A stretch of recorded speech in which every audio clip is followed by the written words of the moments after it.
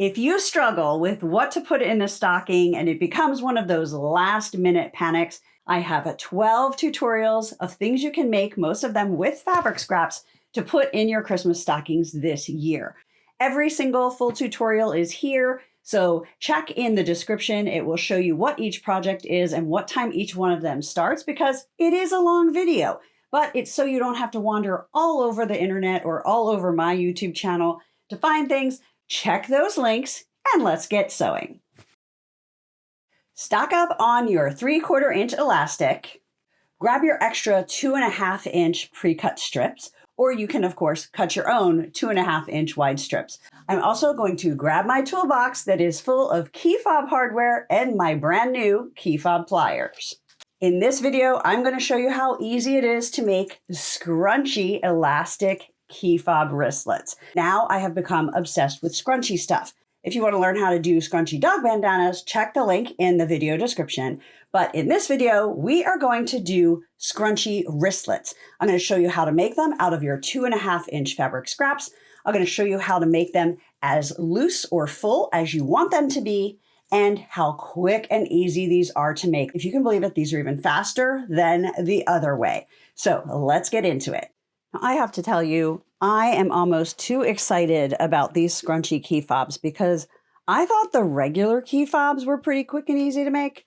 These things, it should almost be illegal. The first thing I'm going to show you is your choices for how scrunchy you want them to be. So all three of these were made by taking 2.5 inch pre-cuts. They come all rolled up in a ball. It's a great way to get lots of fabric. Lots of quilters use them. And then you end up with like a whole bunch left. So I like to look for projects for how to use these. Scrunchy key fobs, perfect solution. This one was made with a half. Took the 2.5 inch strip, I sewed it together, and then I cut it in half, and I put half of it on top of the elastic, spread it out, added the key fob. So that is how scrunchy or full, or, I don't know what word you want to use, how gathered the fabric looks when you use half. So from one strip, I can make two that look like this. Then this one was the first one I did. And so I sewed the entire length, I put it on, and then I just kept pulling until it was kind of the scrunchie that I liked. And then I cut off the end. So for this one, I used 28 inches versus 21 inches on this one. So you can kind of see a difference. It's a little bit fuller, but for the difference, you might want to go with this so that you can make two out of every strip of fabric. Then I thought, well, what is it going to look like if we use the entire strip? So this is what it's going to look like. It's super gathered, and it's just one strip, put it all the way on, and there you go. So there's a definite difference in the look and the gathering doing the entire strip versus half or almost half. Now, another thing to remember when you're choosing your fabrics, don't worry about the direction of the fabric, because I did it first. This yellow one was made with chickens, kind of like this fabric. The print is going from the side, and I thought, well, when I sew it in half and put it on there, how's that going to look? It really doesn't matter, because you can't really tell what is on this fabric. It is more the color combinations that you're seeing than the actual design. So that's kind of what you want to look for when you're using your scraps. Now this one, because these quilt blocks are a little bit smaller, you get a better idea of what they are versus the chickens. So just pick something where you like the color combination and you want to make a key fob out of it. So what other supplies do we need? We obviously need our 2.5 inch strips of fabric. These are pre-cuts. Now, if you're not a quilter or you never buy these, that's totally fine. You can cut your own pieces of fabric that are 2.5 inches wide by either 21 inches if you want it to look like this. This one is 2.5 inches wide by the full width of your fabric. So you're not left out if you're not a quilter or you don't have these pre-cuts, but people that have them, they always have extra. So I want to help them figure out how to use them. Then you're going to need the key fob hardware. This is 1 inch key fob hardware. Find the link in the video description to my Amazon storefront. I made a list that is everything you need to make these key fob wristlets. I highly recommend you invest in the pliers. You can use regular pliers, but they're usually not quite as wide. They don't have this silicone protective. You could dent the metal. This is perfectly sized and designed to work with these key fobs. If you're just starting, you can buy a set that has like 50 of these and the pliers included. So definitely worth the investment. Then I'm going to be using my tube turner. You can use whatever combination you want. I've recently had a couple people tell me that they use boba tea straws and a chopstick. So there's lots of different things that you can find that is basically going to be an open tube and then a chopstick. I'll show you how this works. This is from a set of 3 or 4. I can't remember. I believe it was under $10. I use them all the time and they're going to last forever. So great tool investment. And I don't drink boba tea, so I don't have the boba tea straw. And then 3/4 inch wide elastic. So all you need to do is go through your bin and decide what color you want. I'm going to do this color. No matter how full or loose you want them to be, I'll show you how that works, and you are going to be good to go. If you sew and sell, I think this would be a great way to go. You can offer the regular scrunchies where you can see more of the design, and then maybe offer some of these too. I would sell them at the same price. It's just a different look, but these are going to sew up a lot faster, so you're going to have a better profit margin on these. Now let's head to the sewing machine. So I'm taking my 2.5 inch wide strip of fabric. I'm going to fold it in half long ways, right sides together. I don't pin this together. I just fold it as I sew. I also don't worry about cutting off the selvage. I do that at the end. This way I can just grab these strips and just rock and roll, sew a bunch of them together, and then cut them to size and put the key fob hardware on them. So I'm going to sew all the way down this strip, making sure I keep these edges matched, and then I'm going to go straight across at the bottom. Now when I get to the end, I'm going to sew into the selvage band, this white section, because we are going to be cutting this off after we turn it right side out. We will need both ends open when we add the elastic and sew this together, but for turning purposes, we need to sew one end closed. So if you were sewing to sell, you could just sit and sew a bunch of these, and then you could take them and turn them right side out while you're watching TV or waiting for your kids for a doctor's appointment or at a sporting event, anywhere where you can just work with your hand. Now it is time to turn these right side out. I cut them apart. So I'm going to take my tube turner or whatever you're going to be using, find the end that is open, and I'm going to just put that in there and slide it till it gets to the sewn end. Then you're going to take the pointy end of your stick if you're using one of these tools, and you're going to push that in, and you're just going to pull the fabric down. Now, because it is really long, sometimes it gets a little tricky. As you're pulling this fabric down, the stick starts to come out, so just try and keep that up in there. We basically need the stick to absolutely stay in there. So we can see that the stick is there. You can just pull it really quickly because it doesn't matter where that is as long as our stick is up here. And this is more important that the stick be up here when you're doing something where you're going to keep that sewn edge. But because we don't want to lose too much of the length, we do want to just use that point to push that out a little bit. Now I'm just going to push the stick back out. Well, to be honest, I usually just stand up, hold it above my head, and that falls right down on the ground, but I can't do that over my workspace. Then I'm going to take my scissors and I'm just going to trim the end. We don't need that anymore. That was just used to get it turned right side out. So now I'm just going to really quickly do the second one. Now I have some very exciting news. I hope you find this as exciting as I found it. The first two that I did, I was just so used to having to press these things open, right? If you're doing bag straps or anything, honestly, you're like, okay, now I need to press it open. And so I went and used my iron. And then when I was doing the third one, I thought, why am I doing that? Do I actually need to press it? Because I'm going to make it all scrunchy. So I thought, nope, I'm not going to press this one, and I'm just going to try putting it on the elastic without pressing. And guess what? It looked exactly the same. So no ironing for this project. That saves a ton of time. My favorite size key fob uses an 11-inch or a piece of elastic. So I'm just going to cut 2 pieces that are 11 inches. So we are ready to go. And we're going to do these 2 ways.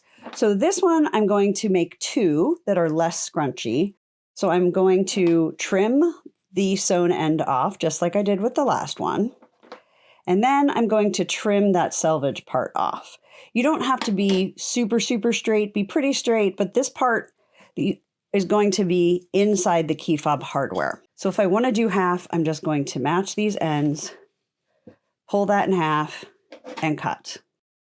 Now I'm taking a big safety pin. You can use any size. This is a quilting size safety pin, and I like them because you can just move it a little bit faster. We're not ironing, but when you put it in, what I like to do is make the seam that we sewed centered on the elastic. I don't want it spinning all around. I don't want it too close to the edge. I want it centered so that we can then have it on the inside of the wristlet. And you can always twist it as you go if it doesn't stay super well. Don't stress about it. Don't spend a ton of time on it. But that's the goal. See, it got a little crooked, so I can just do that and get that seam lined back up. Now we're going to put this through until the end of our fabric is lined up with the end of the elastic. And now we're going to go back to the sewing machine. So with our elastic evened up with the edge of the fabric, we are going to sew forward, back, and forward about 1/8 of an inch from the edge just to secure the elastic with the fabric. And that will all be under the key fob hardware. And now I'm going to go back to my overhead shot and show you. So that is now secure. So we're going to keep pushing the fabric until we get the other end of the elastic lined up with the other end of the fabric. Now you want to keep this scrunchy part towards the center. Don't push it all the way down here. We need this to be nice and flat until we get the hardware on. Then we're going to spread it out. Don't spread it out before you put the hardware on. You want it kind of all scrunched in the center of your elastic. Okay, take that safety pin off. Now I'm going to go back to the sewing machine and attach that in the same way. So now we have it sewn on both ends. I am going to trim these ends to make sure they're straight, make sure there's not a bunch of threads. We want to get all of these threads off of here. We're going to match these edges. I'm going to go back to the sewing machine. I'm going to sew those together one more time just to make sure one part isn't going to slip out and that this is going to be a set. Okay, now I feel good about that. It's going to stay together. It's not going to move or get unaligned when I am putting it in the hardware. Now, there's some different ways to do this. You can put it on the fabric, then get your hardware on there and squeeze. Some people take this keychain off because they find then it doesn't get in the way. I don't like doing that because I often break my nails when I do that, and it's just an extra step. So I like to put the key fob in my pliers and I line it up with the top edge. And I make sure the points are on the bottom. And you can see this is out of the way. It's not going to bother me. Then I'm going to put the fabric inside and I'm going to double check each side to make sure the fabric isn't poking over one side or the other of the hardware. And then I'm going to squeeze. Now you'll see it still feels like there is a bit of a gap. And I have that problem mostly with the elastic version, not as much with the fusible fleece version because that's more pliable. So then what I do is I come back and I squeeze each side again. So you can see that is a little bit tighter on this side than on this side. The last thing you need to do is just push the fabric so that it's evenly scrunched, gathered. I don't know, what word would you use for this? So it's spread out evenly and looks super cute. That was so fast. So let's do this one and we'll do the entire one. So we'll do the half fabric and we'll do the full fabric to really see the difference between the two. One thing that I love about key fobs is I just don't think you can have too many, right? They're kind of an accessory. So this makes a great stocking stuffer, a great gift for teachers, for service providers, like if you get your nails done or your hair done and you just want to make them something a little bit special. People can have multiple keychains. They could have a summer one, a holiday one, fall, winter. I mean, you could just keep moving your keys based on the season, or even if they have enough, they could change their key fob based on the color that they're wearing. Totally up to them. So let me know in the comments while I do this scrunching who you might make these for. Now, if you wanted to add a tag to your scrunchies, maybe just, for branding, if you're sewing and selling, or just so people know that you made it, this is a 1-inch tag that I had made years ago, woven, and I'm just going to put it on the inside and then fold that over. And I'm going to make sure that we're going to catch that when we sew that closed.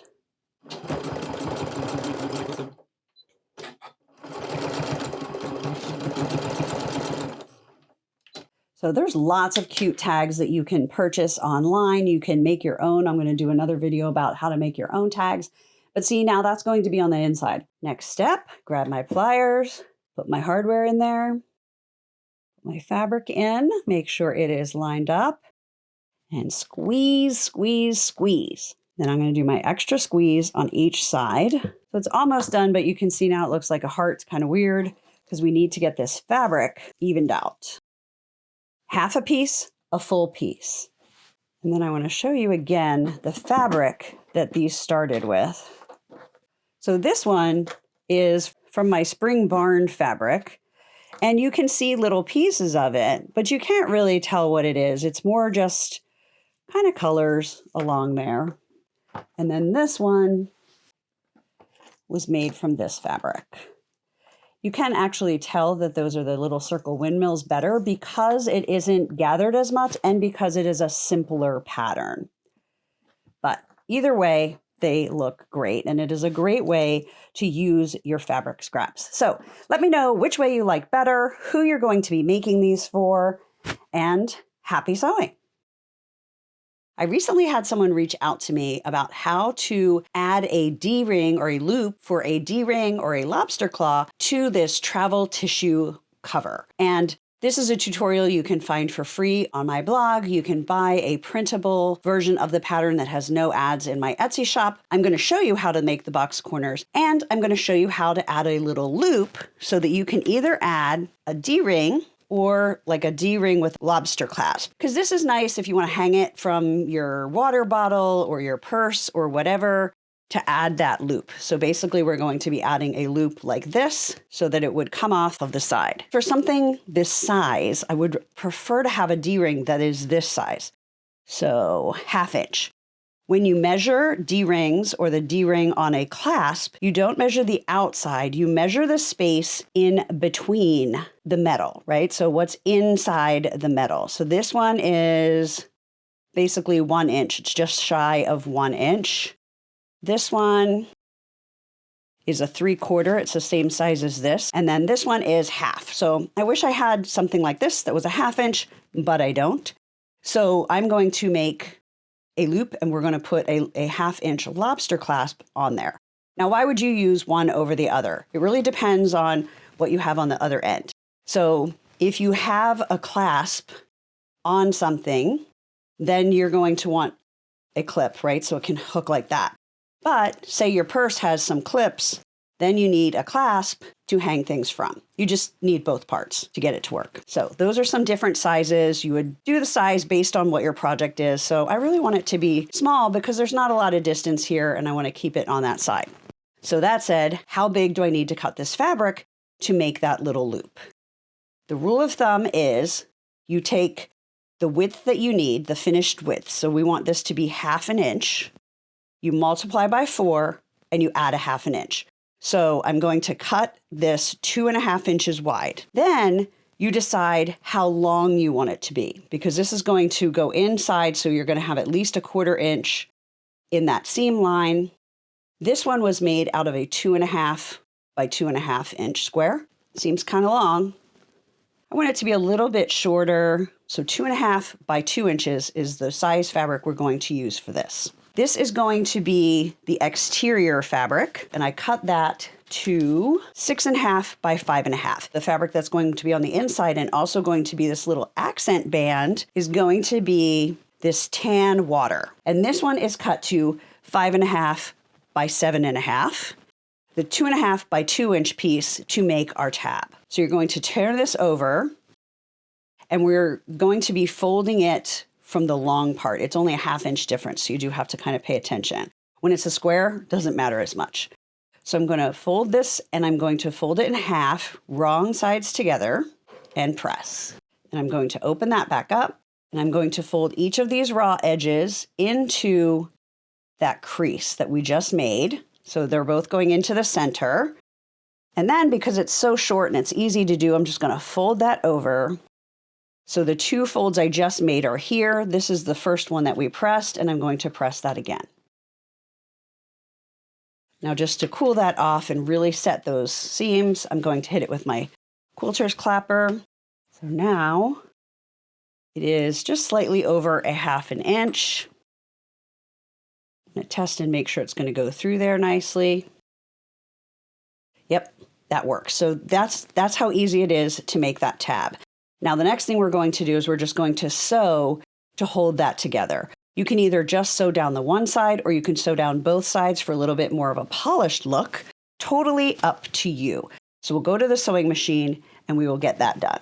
Now I'm going to take my tab and I'm going to put it through the D-ring on that lobster claw, fold it in half, match those raw edges. So I'm just going to sew straight across just so that it will stay in place when we sew it into the tissue holder.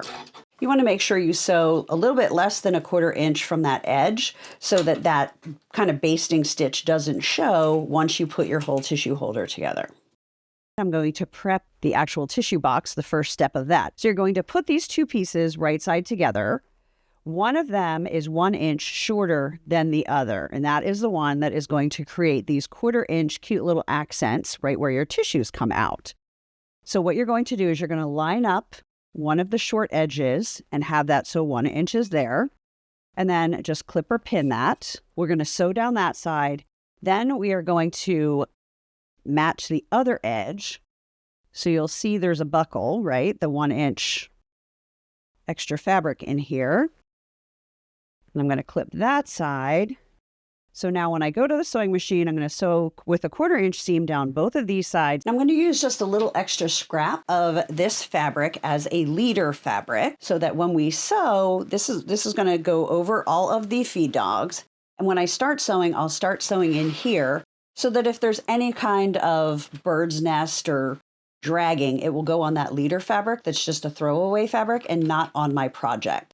When you're starting off of the edge of something, it's easier to use a leader fabric than to go through all the steps to raise your bobbin thread. Then once I get onto my project, I'll just go back a little bit to knot that. I'm going to turn this around to do the other side of the tissue cover. Now we're back to the ironing board. We have our lobster claw sewn onto that tab. We're going to turn this right side out. Because this tan was bigger than this blue icon, it's going to come off the edges a 1/4 inch. So it's going to make this little part there. So we're going to flatten that out so that the edge is even on both sides. So you don't want to iron it like that, or totally like that. You want it to be centered so you have the same amount of that brown or whatever you're using for the inside of your tissue holder on each side. So once you feel like you have that down, you're just going to press that. Then you're going to fold it into the center. Now you can either just kind of eyeball it and then use a ruler to measure, or if you want to, you can fold it in half, kind of finger press. You do not need to iron that because you don't want to keep a crease there, but you can kind of see it. And then you're going to fold these edges into the center like that. And then we are going to press. Now comes the placement of the clasp. So if you look at this finished one, we don't want the clasp to be where the accent part is, right? We want it to be in between. And if we want to be able to do this box corner, it basically needs to be lined up right next to where that edge is. I'm going to open this up, I'm going to put that down like that, and I'm going to line it up right with that edge. That will give us enough room to do the boxed corner without messing with this and not have this flopping into the hole. So I'm going to do that, fold that back down, clip that in place. And then I'm just going to put 2 clips on this end. And now we are going to go sew those closed. I'm going to use my leader fabric again, and I'm going to sew down both sides with a 1/4 inch seam. Now I have the clasp right here, so we want to make sure that stays in place because I didn't baste it. If you're feeling nervous about it, you could baste it in place before doing this, but for something this small, I've got faith in us. You want to make sure these are going to be staying together as you sew the ends together. So in my original video, I showed you to either serge or zigzag over the edge so that that wasn't going to fray when you're putting tissues in and out of it, because you don't want all of this happening. But this time I'm going to try something different and we'll just see how it works. I'm going to be using pinking shears and I'm just going to cut the edge, but not cut the stitching with the pinking shears. Ooh, that's really thick to be cutting with pinking shears. I can do it. Or you can also use a wavy rotary blade. But cutting that shape is going to prevent large pieces of thread from fraying from this fabric. So this is going to work just as well. And then I don't have to change the plate and the foot on my sewing machine. So we have that. Now, if we didn't want to do the boxed corners, we would just turn it right side out and it would be done. You would put your tissues in there and it has the cute little tab with the lobster clasp. But we're going to make this a little bit more finished. So I'm going to turn it back again. We're going to do these corners. So what you do is basically this seam line needs to match that fold line. So you're going to put your fingers in there and you're going to fold it like that so that that seam is kind of in the middle, making a triangle. And if you felt it, you could feel that the seam was under this fold. Then I'm going to grab a pen. I'm going to grab a ruler. Now we don't want this to be very big. We want it to just be big enough for a pack of tissues. So you're going to draw a line 3/8 of an inch from the point. So I just have that lined up.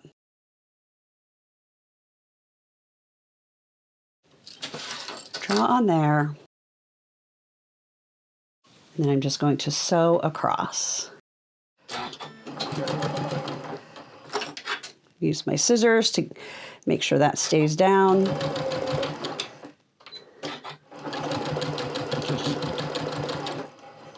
And then I'm just going to repeat that on the other 3 corners. Now, when you're doing each end, you want to make sure you fold the edge the same direction so that it's going to make everything sit better. So because I folded this one forward, I'm going to fold this side forward as well. See that? So it's going the same way instead of having it kind of twisted. It's one of those little things that will make a difference in how this is going to sit and work.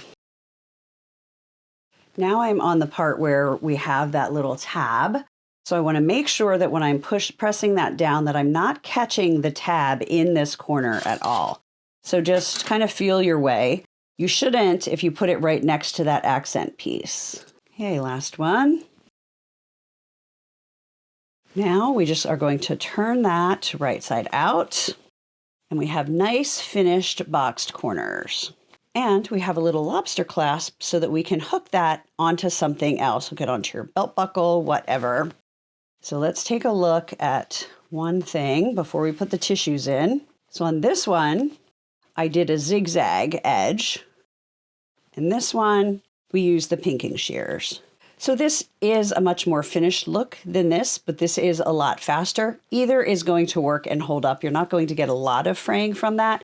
But if you want to go the extra mile, throw that zigzag foot on there. I just wanted to try the other way since I hadn't tried that before. So then it will hold an entire travel tissue pack.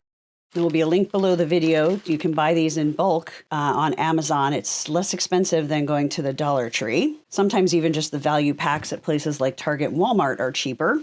One thing you need to notice is these packs definitely have a top and a bottom. So if I grab this, the tissue pulls and then it's going to pull the next one. Now, if I turn the other side, it's folded on both of these sides, so it's not going to pull outright. So just pay attention to which direction it came out of the bag and make sure that is up. So then you're just going to tuck the corners into one side like that. And then just lift the other side over the other corners. And then just move it a little bit and look how cute. So you can do them plain like that or really easily add a tab. I wouldn't add anything bigger than this because, I mean, you could put a bigger tab onto this size or a bigger D-ring onto this size tab, but there's not a lot of space. We had enough space to make this corner well and to not hit that. But if you did anything wider, it would be too big. So now the new question isn't just boxed corners versus not. It's hang tab versus not. Let me know in the comments what you think. In this video, I'm going to show you how to make a roll-up holder that just rolls like this and holds with an elastic strap for a pack of 8 jumbo crayons. Each crayon has its own little pocket, and it is the perfect holder for home, for storage, for the car, for travel, wherever your little one wants to take these big crayons and get creative. I'm also going to show you how to do it with directional fabric. We all know that toddlers in particular often really love things that have those characters on them. Now, it's much easier, I will say, to do a roll-up with non-directional fabric. This is made out of one piece of fabric. It is folded, sewn together, rolled up, because nothing matters as far as the direction goes. Now, with directional fabric, that becomes a problem. I made this one like it was non-directional fabric. So I cut one piece of fabric, I folded this up, and I made the pockets, and look what happened. The designs on the pocket are upside down. Total bummer. Right side up here, right side up above the crayons, but the pocket's upside down. That doesn't thrill me. So today I'm going to show you, instead of using one piece of fabric, you're going to use 3 pieces of fabric, but then everything is right side up. And then I chose to use just an accent fabric because I ran out of this. I just hit my scrap bin and found something that is absolutely perfect to coordinate with this fabric. Before we get started, I'm going to share something important with you. What is really, really important for you to know and understand is this. Let's look at the legal warning here. And this may be an unpopular opinion among many people because I definitely see this heatedly debated on social media, but here's the legality of it. And I'm not a lawyer, but I have licensed my art for over 21 years, so I do understand copyrights and how this works. Always defer to the selvage. Don't believe what a girl on Facebook tells you and says, no, it's fine if you're selling less than 50 or however many, you can totally sell it. No, you cannot. This says sold for non-commercial home use only. That means if I make these, I cannot sell them. No money can be exchanged.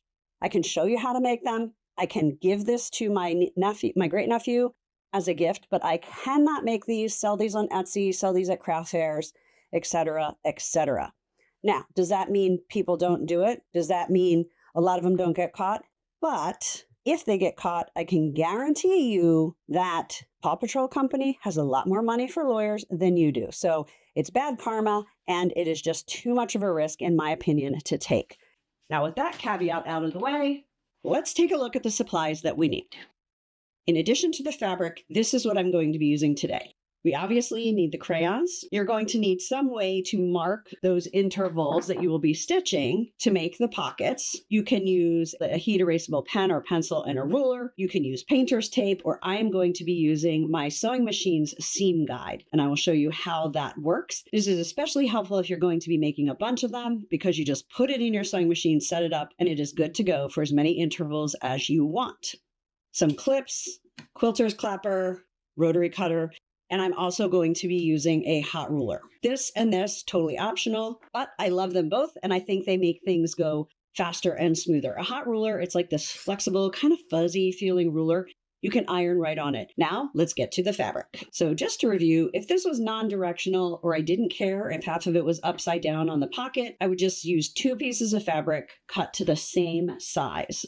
Because I want everything right side up, we're going to be using 3 pieces of fabric. This is going to be the inside. This fabric is going to be where this green is. So it's on the inside of the pocket. I'm going to sew these 2 fabrics together so that they're the same size as this one, but so that when we fold it up, the pocket fabric will be right side up like it is on this roll up, instead of upside down like it is on this one. I had a decision to make. I could have used this for the inside and these 2 for the outside, so it would have been more similar to this, but I know this kid loves Paw Patrol, and he would rather see as many Paw Patrol characters than green. So we're going to go with all 3 pieces like this. So our inside fabric is cut to 11 inches by 10 inches high. The outside fabric is cut to 11 inches by 6.5 inches. And this is our pocket fabric. And this one is cut to 11 inches by 4.5 inches. The first thing we need to do is we need to put these 2 together and sew them together. Here's the key to getting everything right side up. These need to be reversed. So this is right side up, this is upside down. Put them together, add some clips, and sew along here with a 1/4 inch seam. I grabbed a piece of scrap fabric that I'm going to be using a lot for this project, and it is called a leader fabric because it leads your sewing. What you do is you put it on top of your feed dogs and you start sewing on the scrap fabric. Leave a little bit of space before you go on to your project and then sew to your project. That way, if there's any bird's nests or anything, they're going to be back on this leader fabric and you don't have to take the time to pull up your bobbin thread. The main thing to remember is that when you get to your project, just go a few stitches, then go backwards and forwards to lock the stitches on your project. Now that we have sewn these 2 pieces together, I'm going to set my seam. This is something very commonly done in quilting. And what it means is you just iron over your stitch line before you fold anything back. And then I come back and I press with my clapper. If you're not familiar with this, it's a piece of unfinished wood. It absorbs the heat and it helps to press any air or wiggle in the fabric. So this is nice and flat. Taking the seconds to do that whenever you are sewing makes your end result just that much more professional. Now I'm just going to push this forward and we are going to iron that down and press that again, gets the heat out and really sets that press. The next step is to put these together, right sides together, and sew. But you'll notice the one where we put 2 pieces together is a little bit longer, and that's actually on purpose. I didn't want it to be short if somehow your seam was a little bit more than a 1/4 inch. So I added this little step where you're just going to line this up, lining it up with the bottom 4.5 inch section, and then just turn it and trim that edge to match. It's basically a 1/2 inch if your seams are perfect, but cutting that off and having it correct is better than having it too short. If you have lefties like my dad in your family and you want to be able to say, and I made it for you because you're left-handed, here's what you're going to do. You're going to put these together. If you want it to be left-handed, leave the left side open, sew these 3 sides. If you want it to be right-handed, you're going to leave the right side open, sew these 3 sides.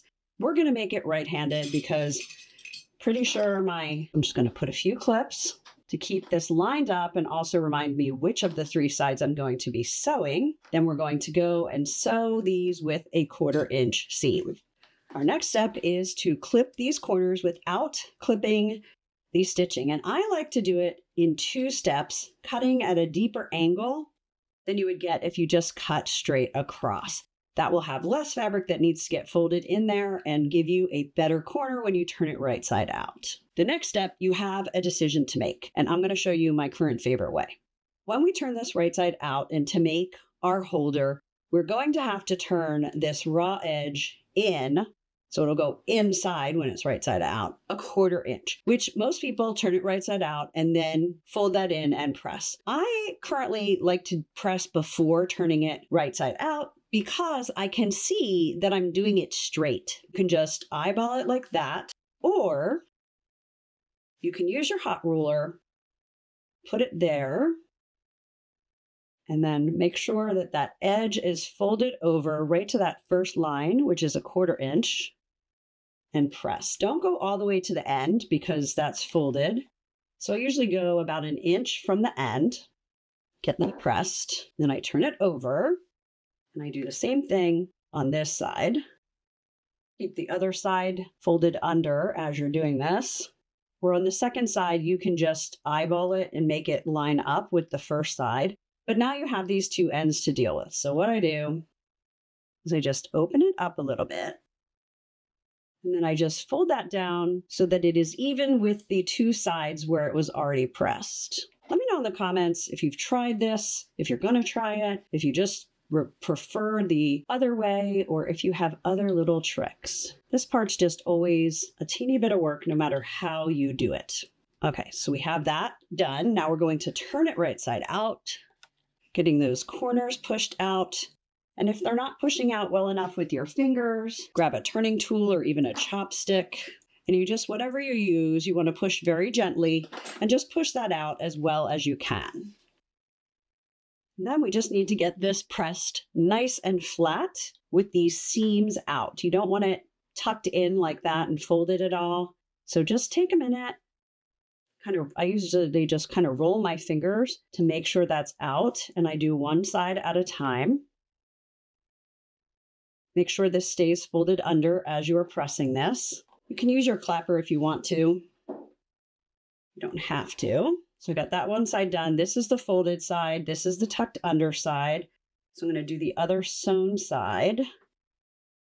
And then I'm going to just push out to flatten that fold so everything is nice and flat.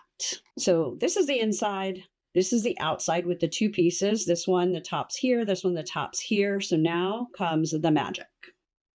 What you're going to do is you're going to make sure this stays tucked in. And then you're going to fold this up at that seam line, which is basically folding it up 4 inches. Now, if you want to use the hot ruler just to make sure you get it turned nice and straight, this is more important, honestly, when you're doing non-directional fabric, but I sometimes use it with the directional as well. I make sure this is lined up on the edge. And I just kind of move it and make sure that seam line is right on the edge of my ruler. Everything's lining up.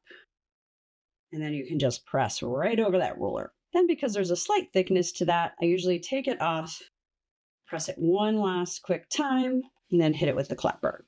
We have the left side open. This is the folded side, and this is folded up.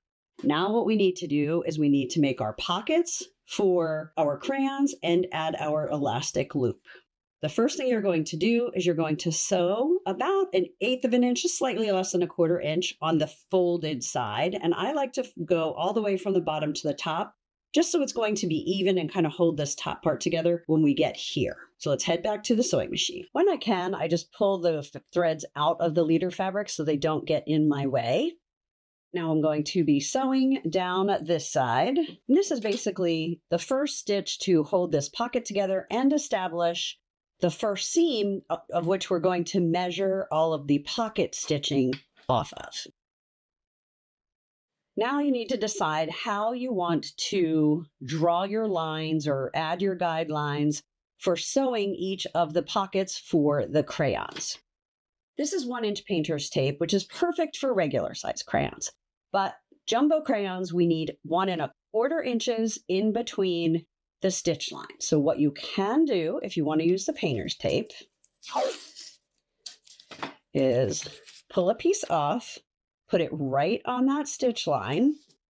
You want to make sure it doesn't go off of your fabric like that, because then it will stick to your sewing machine and things won't move smoothly. So make sure painter's tape is always on your fabric if you use it. And now we are just going to sew 1/4 inch beyond that tape. I'm going to be pulling up my bobbin thread so that I can start on this side. So put my foot down, put my needle down, holding my thread, pick it up, give it a little tug, grab the bobbin thread, put them both under the needle, go forward a few stitches, still holding these threads, backwards a few stitches, and then keep going.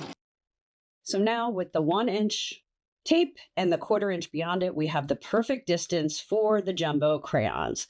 So we can just lift this painter's tape, put it down on this stitch line, and do the same thing.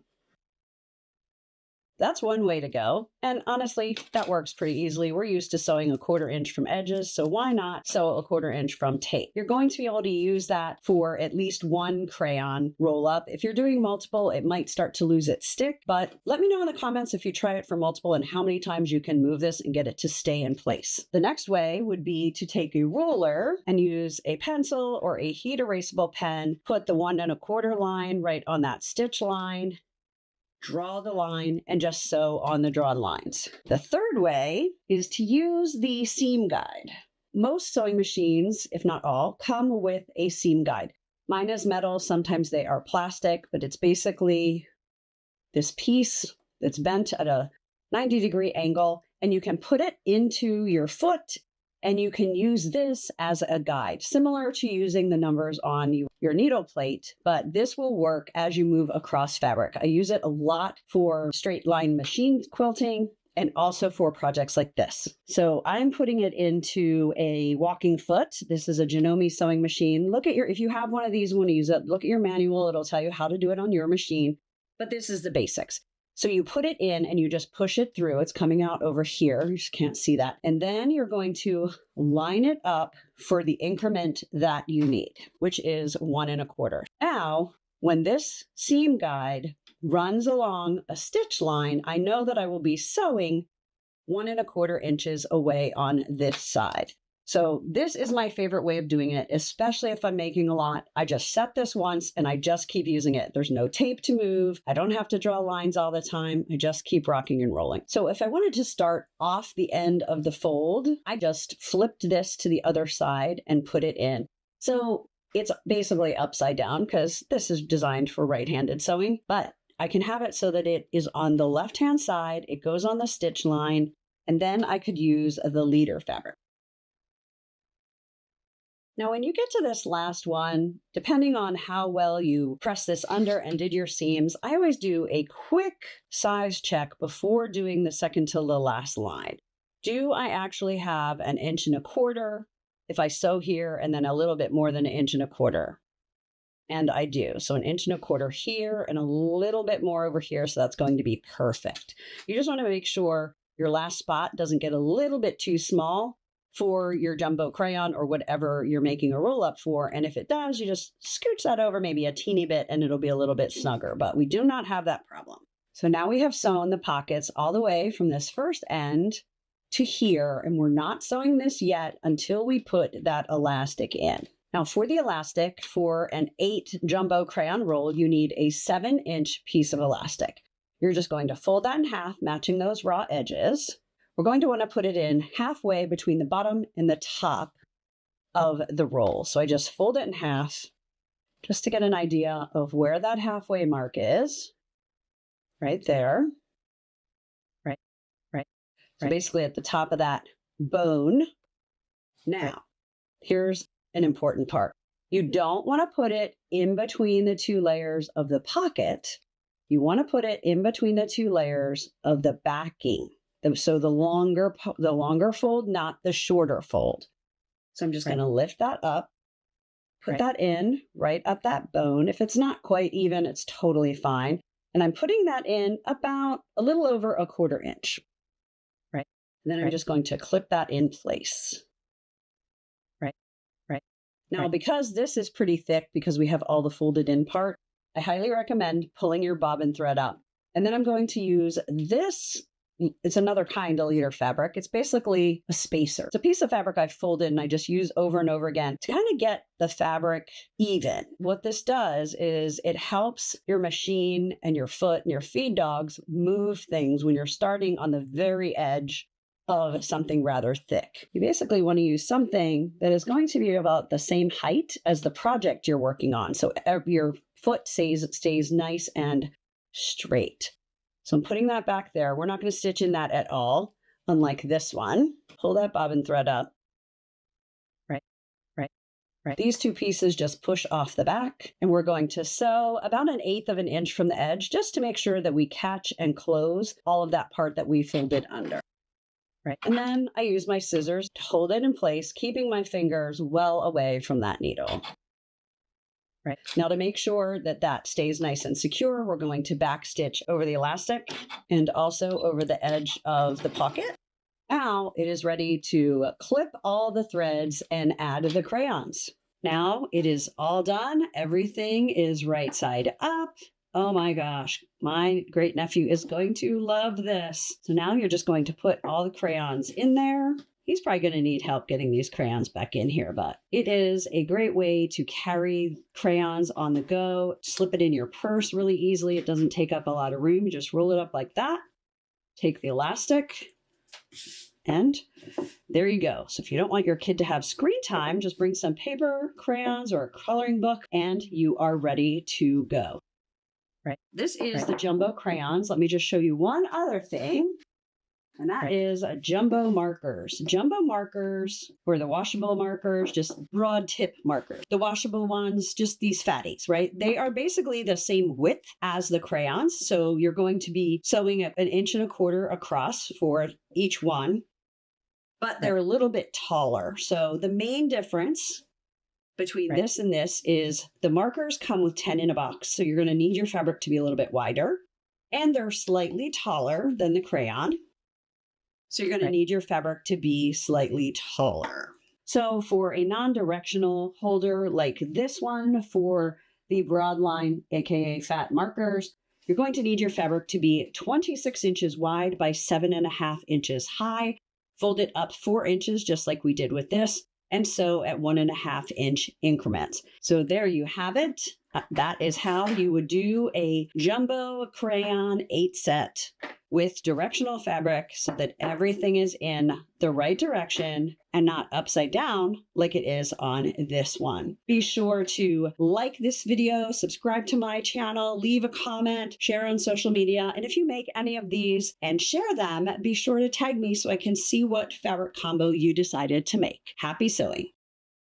If you're a fan of 2.5 inch pre-cut strips that you buy in little packs like this, I'm going to show you how to turn your extra scraps into nail file holders. And I'm going to show you how you can make them for any size nail file. Have you ever stuck your hand in your purse and inadvertently messed up your nail, or scratched the top of your polish with one of the nail files in there? Ugh, it is the worst. This is where cute little fabric nail file holders come into play. Now, most nail files come in these 2 sizes. You can get those real little skinny ones too, the 7 inches and then the 3.5 inch long.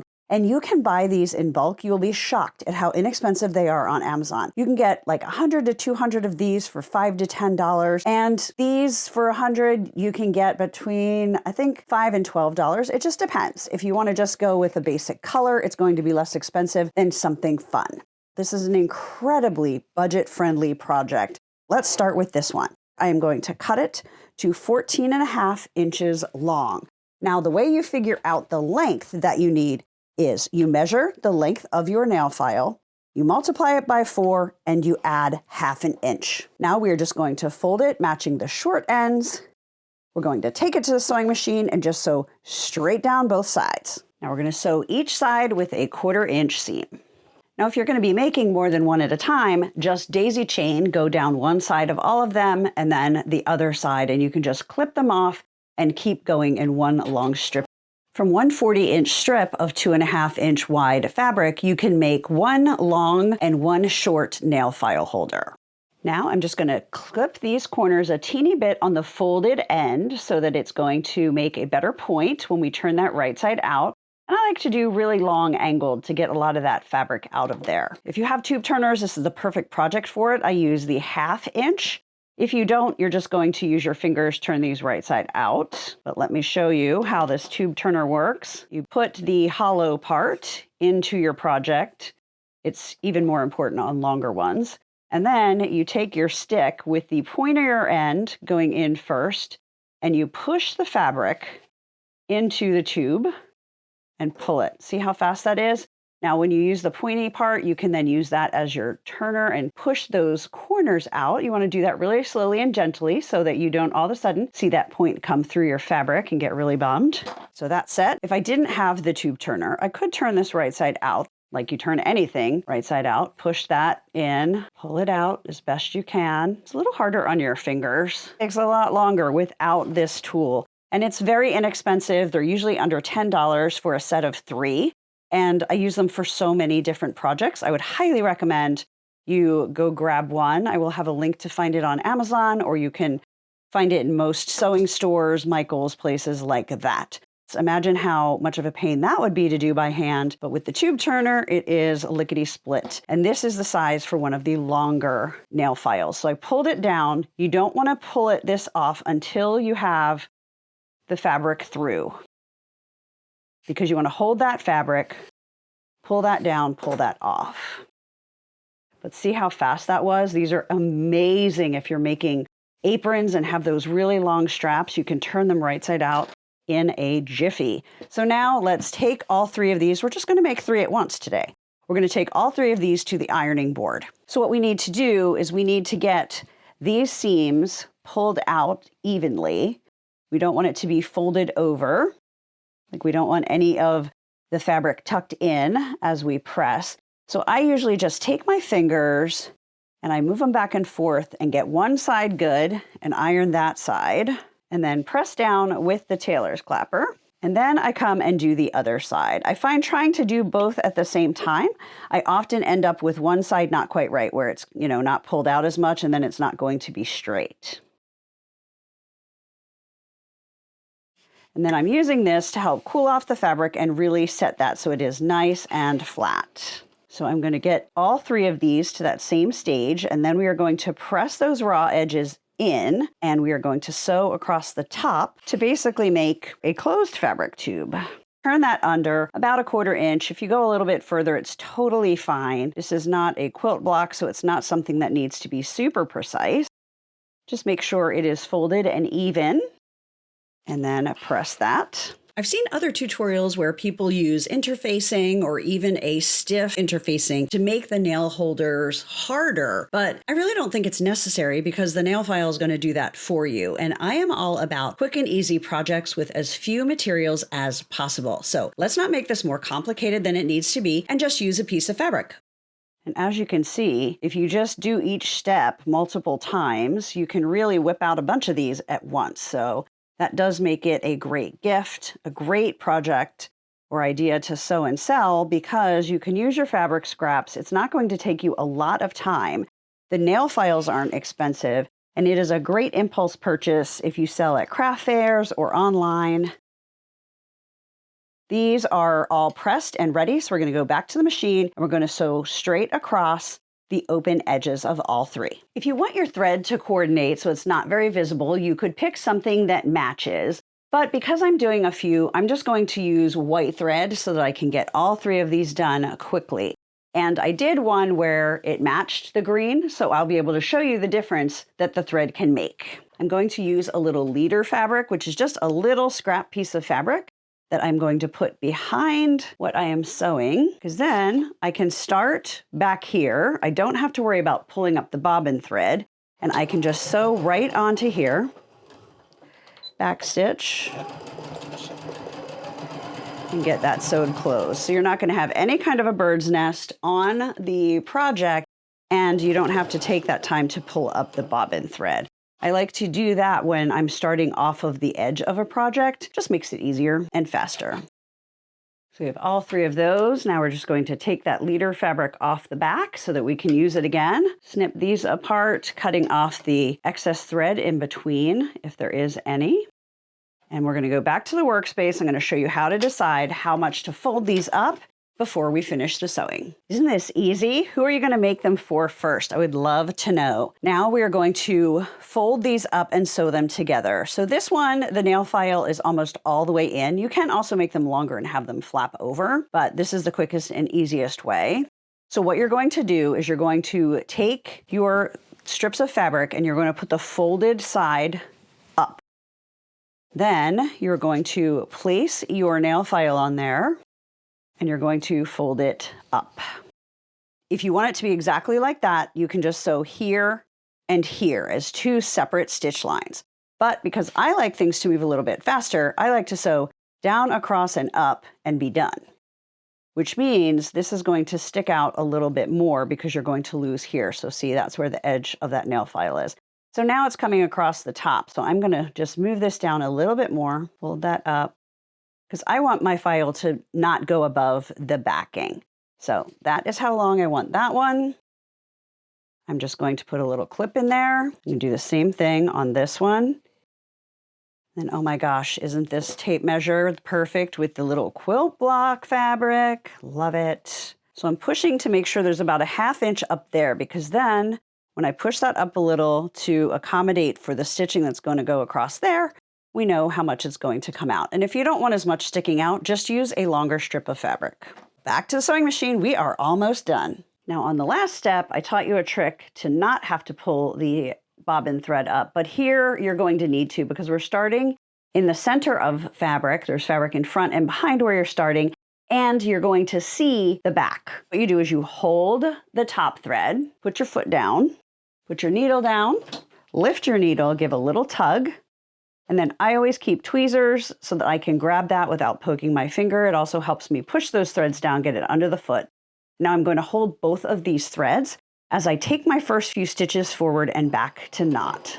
And that will prevent the machine from pulling that thread under and creating what we love to call bird's nests. They are so quick and easy to sew.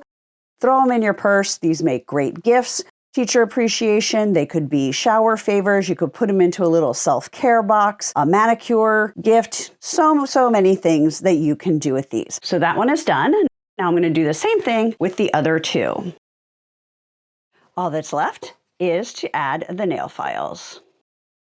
How cute is that? Let me know in the comments if you're going to give this as a solo gift, if you're going to make a little manicure, pedicure gift pack with it, what you plan to do. I'm always curious about what people do with my projects. Make sure you have subscribed to my channel, hit that bell so YouTube lets you know every time I post something new, and let's have some fun sewing together. And then don't forget, I also have a membership at sewwithtarareed.com where you can find lots of tutorials. They will get written directions for this, as well as the video tutorial with no ads. There's also exclusive content and many other things. You can try it for only $1 for 7 days. Jump in there, see if you like it, and hopefully you will decide to stay. There is a link below the video so you can find more information about that. In this tutorial, I'm going to show you how to easily make little tic-tac-toe bags that are drawstring bags with French seams. It sounds a lot more complicated than it is. It's very similar to this drawstring bag. This is one of my most popular videos, and they're super fast because we just used pinking shears so that it wouldn't fray on the sides instead of doing the French seam. The French seam is basically one more step, but for something like a game bag, there's no way it can fray because those raw edges are encapsulated inside. And so I think this is a little bit of a step up in durability from this. So what we're going to need for this is fabric. We're going to cut 2 pieces that are 5 by 7. You're going to want contrasting thread to do your lines. You can either do straight stitch and just make them a little more subtle, or you can use your zigzag or any decorative stitches, however you want to do that. Since I've already made 2 white ones, I'm going to try red, and we'll make the grid in white just for something different. Then you need 5 playing pieces in 2 different colors for the game. Now, this is going to be the perfect gift for all kinds of occasions. A cute little Valentine, great stocking stuffer. It could be a little Halloween gift. It could be a birthday party favor. It could be a Hanukkah game, a Hanukkah gift, 4th of July. You could use them for Easter. They would be a lot of fun with candy in them. You know, you see these games like, oh, play tic-tac-toe with M&Ms. But if kids are anything like me, they're going to run out of pieces pretty quickly because they're going to end up in their stomach. So I would recommend doing buttons or something else in addition to candy if you're going to be putting them in an Easter basket or making it a Valentine gift, etc. Then we're going to need the basics: rotary cutter, self-healing mat, ruler. You're going to need some thread. We're going to need 2 pieces, 15 to 20 inches long. I always say a little bit longer is better so you can tie them. We're going to need a safety pin to run that through, and sewing machine and iron. So I think we are ready to get started. So I just took a scrap of red that I had, and I'm going to cut 2 pieces that are 5 inches by 7 inches. Because this is a solid, it doesn't matter what direction I cut it. Now we have our 2 pieces. This is the front and the back of the bag. The back is just going to be plain, so we're going to move that aside. Now we need to line this up and mark where we're going to sew the tic-tac-toe grid. So line it up with the lines on your cutting mat. We're going to go 1 1/4 inches up. So I use my ruler, and it is 5 inches across. So we're going to go 2 inches over from each side. And we're going to make a little mark with pencil or a heat erasable pen on the 4-inch and the 3-inch if you have it lined up on the 1 and the 6, because our grid is going to be 1 inch. So we want to make sure that is right there. Then we're going to measure 2 1/4 up from the bottom. And we're going to line these sides up on the 6 and the 1 inch again. And this is going to be our horizontal line. So we're going to draw from the 5 to the 2 inch. So that will give us our 3 columns 1 inch wide each. Then we're going to go 1 inch up from that line. And we're going to draw that again. We're going to start at the 2 1/4. We're going to go 3 1/4, 4 1/4, 5 1/4. Then we're going to go over 1 inch, and we're going to do the same thing. So now we have our tic-tac-toe grid drawn on there. And it might look like it should be more centered, but you want it down because this is going to be folded and folded to become the casing. You also want to be able to close it with the drawstring and know what's in there. You're not necessarily going to play the game with that drawstring closed, but you want to know what that design is on the outside. So now we're going to go to the sewing machine and we're going to sew those lines. I'm just going to use a white thread and sew on these 4 lines. And I'm going to pull my bobbin thread up for each one. It takes, a couple more seconds, but it makes it so you're not going to have a big old bird's nest on the inside of your bag, because you will see the stitching on the inside of this bag.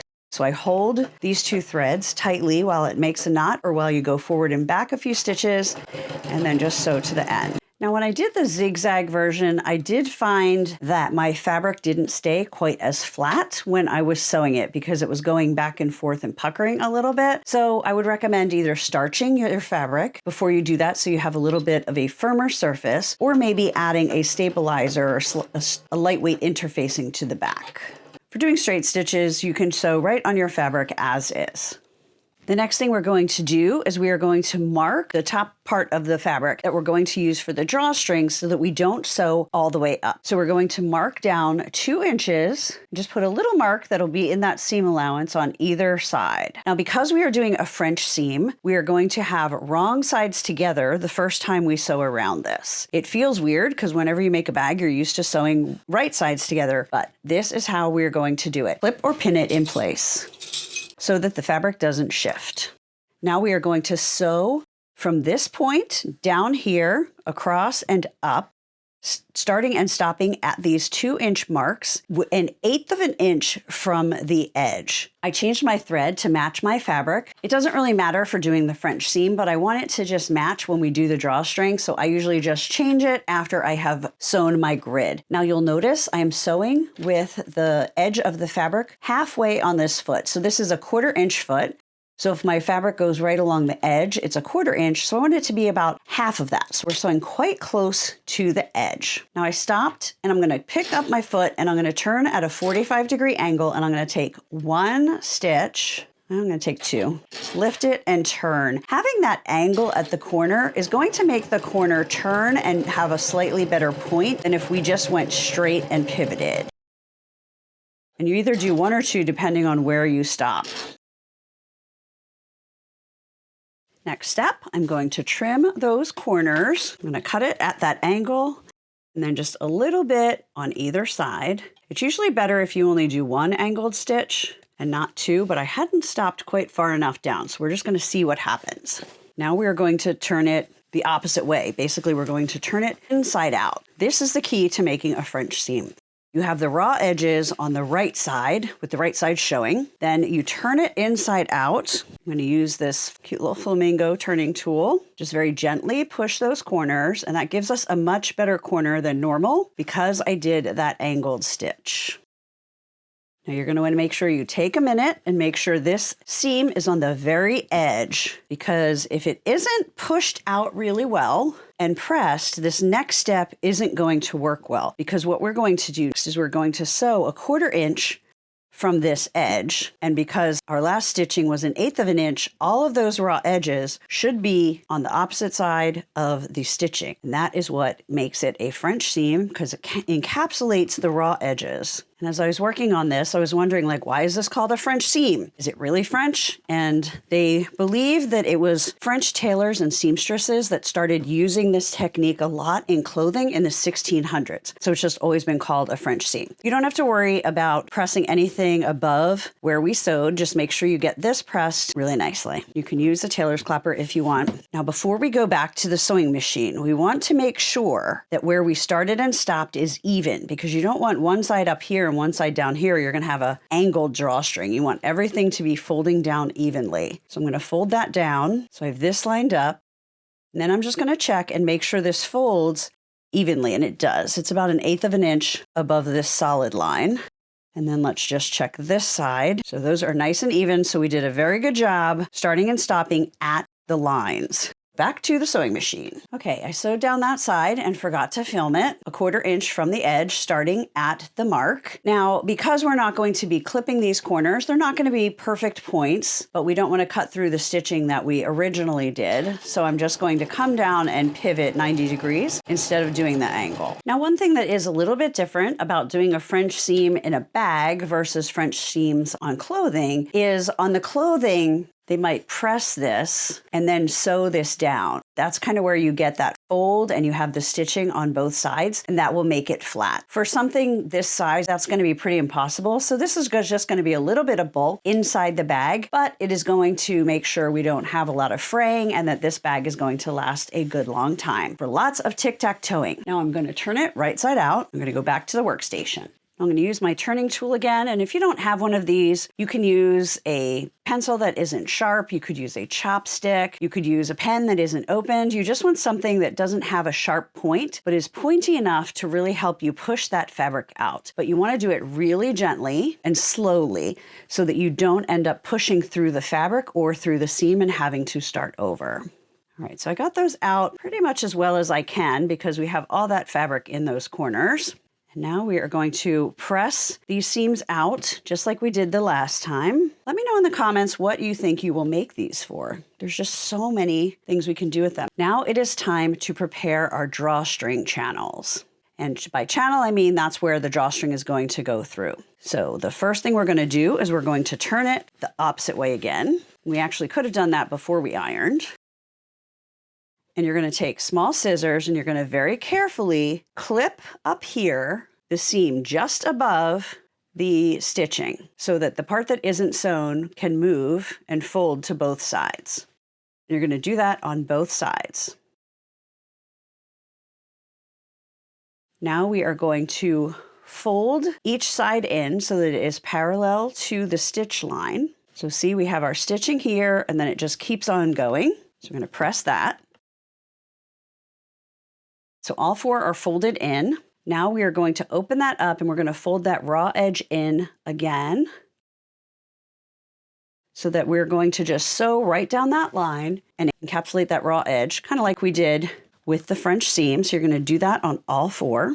It's pretty skinny because we didn't want really thick French seams. If you watch the other video for the drawstring bags that were faster because we just did pinking shears, this part was a little bit wider because we did 1/2 inch seams and then did the pinking shears. So we had a 1/2 inch to work with up here, but for this one, we only have 1/4 inch, but that's okay. It works out no problem. Now you're gonna take this top and you're gonna fold the one side back that is on the bottom so that we don't sew that. And we're going to sew straight down this side and straight down this side. Then we will turn it over and sew the other 4 sides as well. What this is going to do is going to keep those raw edges encapsulated so they are not going to bother us. And it is going to make it easier to get the pin and the drawstring through without messing up the fabric as the bag is opened and closed. You can of course use this method to make any kind of drawstring bag, just a plain drawstring bag, a game drawstring bag like we're doing with this tic-tac-toe, and any size. Now we still have the bag inside out to finish making the channel. So what I'm going to do is first I'm going to fold this down so that the raw edge is slightly below where we sewed. I'm going to finger press, well, I guess I can just press that, it's easier. I'm going to use my favorite little piece of wood, my tailor's clapper. The shorter ones are called a quilter's clapper. It's basically the same thing, just a different length. That helps press that and also cool that fabric off. And I'm going to turn it over and I'm going to fold it down so that this top edge matches. I'm more concerned about this matching than where the raw edge is. And then the next step is to turn that raw edge under about 1/4 inch. The reason I do it after do the bigger fold is so that the bigger fold is consistent, because, you know, you might do this side slightly smaller or bigger than the other side, and it's really the top that matters the most. Now I'm going to do the same thing on this side. So I have this one folded back, so we're not going to catch it, and we're just going to sew close to that folded edge on this side. And I did pull my bobbin thread up and knotted that. Now this is the right side, and so using the red thread just makes that really inconspicuous. If you wanted it to show up for whatever reason, you could use a white thread or a different color, but I just wanted it to blend with my fabric. Now I'm going to do the opposite. I'm going to fold this side we sewed down, and now we're going to sew this side. See right there, that little spot kind of folding out. So what I do is I just take my scissors and I tuck it under so that it'll get caught in the sewing. And then I'm just going to hold that down so it stays in place while we sew. All the sewing is done. Now we're going to turn it right side out again. And this should be really easy because we already pressed it this direction. If you want to press it again, you can. Now we're done with the iron as well. Now all that is left is putting our strings in. So because this is string and it's 2 pieces twisted together, I'm going to put a knot in it and put the pin through right by the knot. If you don't knot it, the thread's just going to come apart and it's not going to stay to be threaded through there. Then I'm going to cut about 16 inches. We're going to need 2 pieces, but I'm going to knot each of them first. Now I'm just going to start on either side, push it through the one side, turn it around, push it through the next side, like that. Take the pin off, and then I usually tie the knot pretty close to the edge because once you pull it, it gets pretty long. So if you have it long to start with, like when this is laying flat, it's gonna be really long. So I try and get it, you know, within an inch. So I tied both of those together in a knot, and then I'm just gonna trim past that knot. So one side is done. Now we're gonna do the same thing, and we're gonna start on this side. This time we're going to start on the opposite side from where the other string started and stopped, because you want to have the strings on both sides, so you pull like that to open and close it. Remember to pull your bag fully open and flat before you tie your strings, because if it was kind of like that and you tied it here, then it would never open all the way. And especially if you're going to play tic-tac-toe on there, you want it to lay flat while you're playing the game. Trim that knot. And it is done. So to close it, you just go like that. Open it, you just pull on the fabric. So all we need are our buttons, which we had at the beginning when we were going over supplies. 5 pink and 5 white, because that will show up well on the red. But now it's really easy. Play tic-tac-toe. So you just want to make sure you have 5 of each color for the game. And then if it's going to be a gift, you might want to add candy or something else in there. It is that simple. This video isn't actually about wine, but it is about these round coasters that will actually fit on a wine glass. Look how cool that is. I'm going to show you how easy it is to make round coasters that you can use, obviously, for any kind of glass. I will also show you how to put it on the bottom of a wine glass. So let's get started. So here's what we need to make one round coaster. You're going to use 4 pieces of fabric for the top, which I have here. 1 for the back. I'm going to talk to you a little bit about that in a second. Then you need a circle. You can get this circle that you can print and use as a template for free. Just look for the link below this video.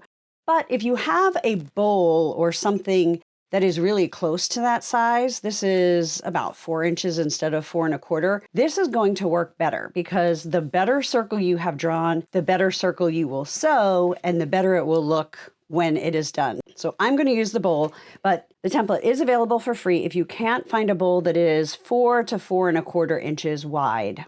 So these are going to be the top pieces. Then we're also going to use pinking shears. You can use regular scissors and clip, but I'm going to show you why I like pinking shears better. I'm going to use 4 fabric clips. First, I'm going to show you about choosing the back. This is a wonderful project to use with 5-inch pre-cuts. You can make 8 from any packet of 42, and you never know exactly how it is cut. This is probably likely what you will get in a pre-cut. This one I fussy cut from fabric yardage or just fabric scraps that I had. And the reason it's fussy cut is because I very purposefully put this manger scene in the center so that it will be centered on the back of my coaster. See, it's up a little high, but we still have baby Jesus and the lambs down there. So I liked that, but this one is going to be right in the center. I'll show you when we are done. So we're going to use this one as the back, keep that one for something else. These will be our front. And then you need a piece of fusible fleece that is 4.5 inches square. We're going to start with that. We're going to turn our back fabric over. You're going to make sure the shiny / scratchy side, that's where the fusible material is down on your fabric. And this is nice and soft. You do not want to iron and fuse to your iron. That would be bad. Let that cool off for a second. And now I'm going to center my bowl or the paper template, if you're going to be using that, center it on the fleece. And I'm going to use a Sharpie. It's kind of hard to get marker to work on fleece. And this is going to be on the inside of your coaster. And it really doesn't matter. You're going to sew right over that. You just need a nice line for when you are sewing. Now, the next thing we're going to do is we are going to iron these pieces in half. And my plan is to have the cream in these corners, and then this and this. These two, because it has no direction whatsoever, it doesn't matter which way I fold it. I'm going to fold that in half and press it, use my clapper. We're always going to have the fold going into the center. Okay, so we're going to have both of these folded. So this one's going to be up here. This one's going to be down here, fold, fold. So this is going to be this top corner, which means I need to fold it this way.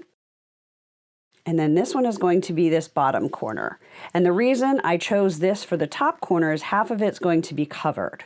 So if I had chosen it for down here, the top half would be covered and we'd have odd parts of the fabric. So if you're using pre-cuts, you might not be able to control this as much. But if you fussy cut, you can control this quite a bit better. So this one works really well in that bottom quadrant. When we cover the top half, we still have the wise men. If we had put this in the top, would have been okay, but that's way better. So we're going to iron this like that. If you use non-directional prints and patterns, you don't have to worry about this at all. You just iron everything in half in whatever direction. It's much more mindless. So when you're just starting, or if you're doing this with kids, you might not want to use fabric that has icons or directions, but I'm going to show you how to do it. So we're going to put these two together. The folds are on the inside, the raw edges are on the outside. That's super, super important. Then we're going to weave this one in. So we're going to line up these raw edges. And then I'm just going to move this and put it on top. So now we have 1, 2, 3. Now we need the blue here. So we're going to put the blue down, lining up the raw edges, fold on the inside. I'm going to fold this back. I'm going to lift up my wise men and tuck that blue under. So this is what the top of the coaster is going to look like. So then we're just going to take the backing, and I want to make sure it's in the same direction, not sideways. I guess it doesn't really matter, but I like to keep it all the same way. And then I'm going to put this right sides together, matching all the raw edges. So now what I'm going to do is I'm going to very carefully turn this over because I want to make sure that everything here stays lined up, stays straight, connects nicely in the center. Then I'm going to place a clip that holds at each of those intersections. And you'll notice that I am doing these clips upside down because we are going to sew from the back where we drew the circle. It's clipped, everything is straight. Now we're going to take it to the sewing machine and we're going to sew around that circle.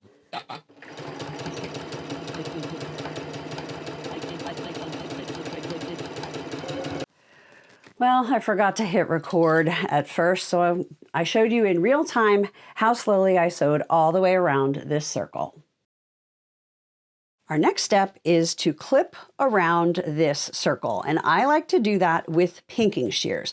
And I also like these Fiskars pinking shears. They're called Easy Action, I believe, because you just squeeze them with your hand. It's much easier than the kinds where you're doing all the work with your thumb and your thumb tendon. So I get any scissors that I can that are like this. So I'm just going to very slowly clip all the way around, close to the stitching, but not cutting the stitching. And using pinking shears is a lot easier and faster than taking small scissors and doing tons of little cuts for this curve. This is one of those tools that I think is well worth the investment for the time that it saves you and how it saves your hand. I'm just going to use my lint roller, get all the little lint off of there. Now it is time to turn it right side out, and we're going to do that just by separating these 4 folded pieces and pushing. Then you're just going to run your finger underneath there to get that curve. And as you do that, these will come back together in the center. And you want to take some time with this to get it out and curved as well as possible before you press it. Then I usually press from the back as well. Now it can be done, or if you want to, you can stitch around the edge just about 1/8 of an inch. That I usually do if I think I'm going to be washing them, because then you don't have to figure out this pressing again. It's going to hold everything together. But this gives a little bit of a puffier and slightly more sophisticated look because it doesn't have that stitching on the edge. You'll see it gets a little bit crooked sometimes. So if you're not a perfect edge stitcher over this thick of fabric, I would recommend skipping it. This also makes a great combination gift for the holidays, a hostess gift.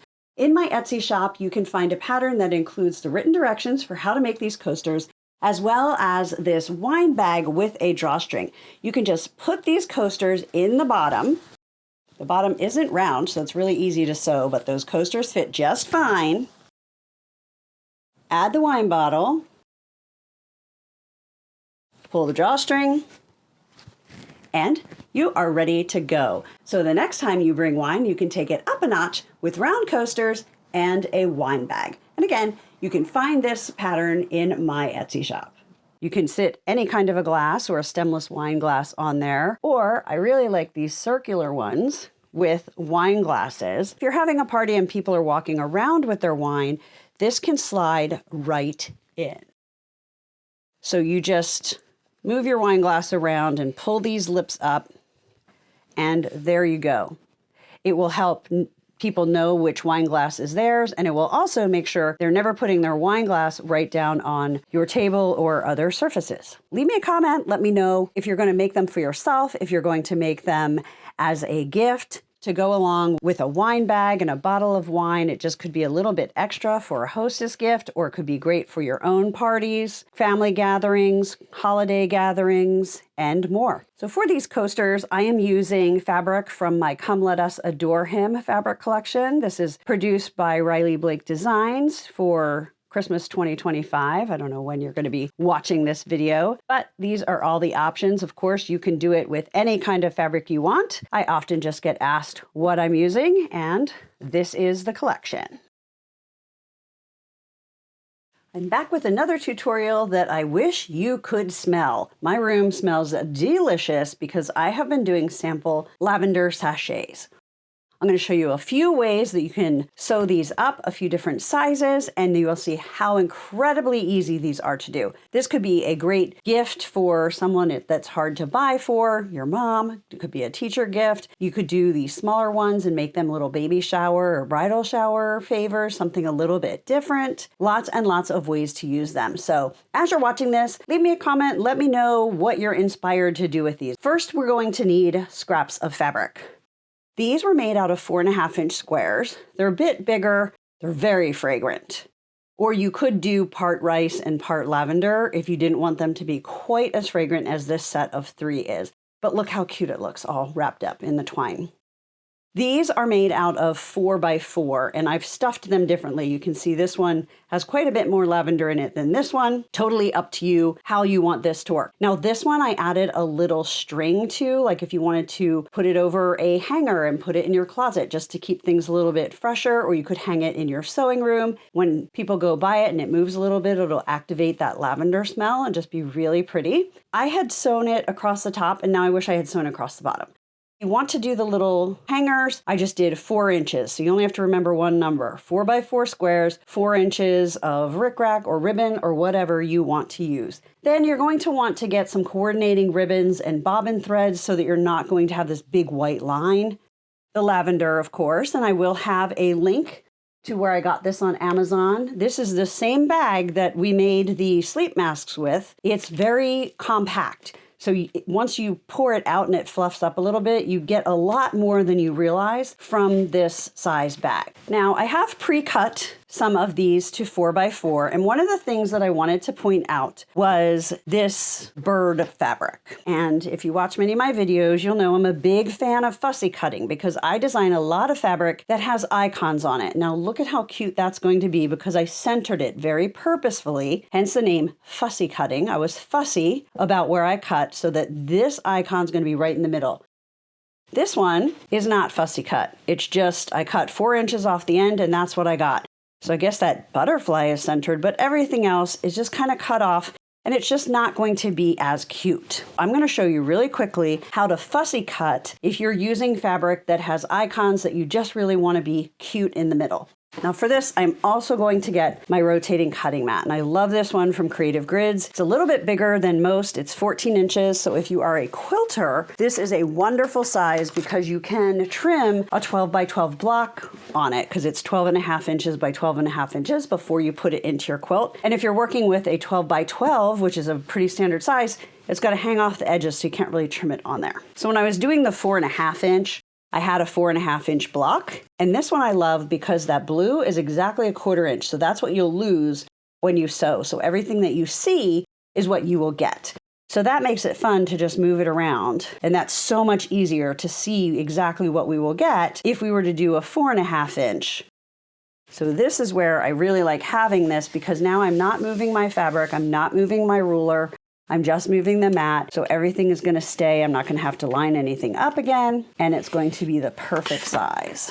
Now, another thing that I would recommend for these, because the lavender is kind of dark, I wouldn't use a totally white fabric. So for example, I wouldn't use this. Basically white with very subtle little sunshines on there, but you can see my fingers through it. So you would definitely see the lavender, which I don't think would be as nice. So I like to stick with prints that have a little bit of color to them. So we're just going to put these flowers on the back of that. Now these flowers are also directional. You'll notice the bottoms of all the stems are down here, the tops are up here. So you want to make sure you put these together so that the top is at the same side.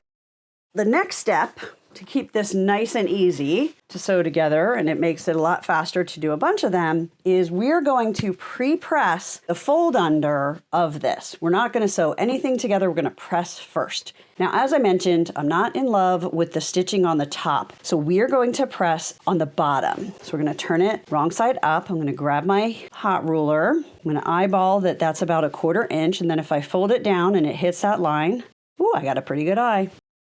And then you can just take the iron and it goes right on this ruler. If you're not familiar with these, they're amazing because you can measure and press right on there. Then I'm taking my quilter's clapper, which is just a piece of unfinished hardwood. It helps that crease and it helps absorb the heat.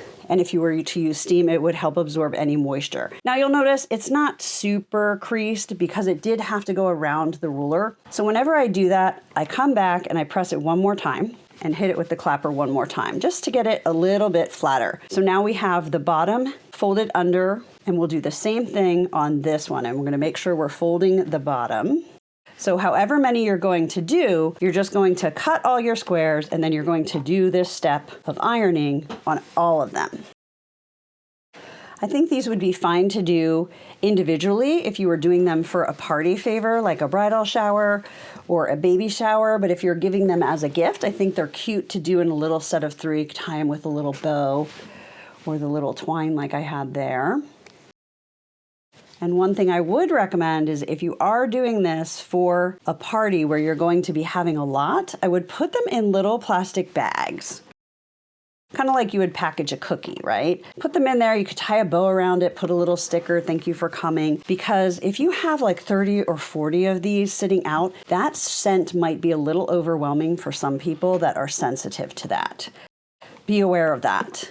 It's also that would also be a great way to sew and sell them. Have them packaged so that they stay clean. Maybe have one out so that people can smell the lavender and make sure that they like the scent of the lavender that you have. Now, if you want to do them with the little string or ribbon or whatever you want to use, you're just going to fold it in half and you're going to loop it so it goes in. Match these folded edges. And if you want to, you could baste it on there, but when I'm doing this, I just put it there and I clip that. All right, so we have those pressed and ready to sew. So let's head to the sewing machine. Now I have a few sets that I'm going to sew together and I'm going to chain stitch them, but I'm going to start using a leader fabric, which is just a scrap piece of fabric that I can start on so I don't have to knot. So I just start stitching there, and if anything gets pulled down and get any bird's nest, it's going to be on this piece of junk and not on your project. Then you're going to take your fabrics and put them right sides together, matching the folded edges. And because these are so small, I don't pin or clip them. If you're new, you might want to, or if it just makes you more comfortable, that's fine. The most important is to make sure these folded edges are lined up. If somehow these are slightly off, it does not matter, because I don't think anybody's going to be measuring to make sure every single one of these is the same size. I also use white thread when I'm just sewing all of these together, and then I change to the colors when I'm sewing them closed after we've added the lavender. So I'm going to move forward, but when I get onto my project, I'm just going to go back and forth a few stitches to knot that, and then just keep sewing around with a 1/4 inch seam. You can cut that leader fabric off.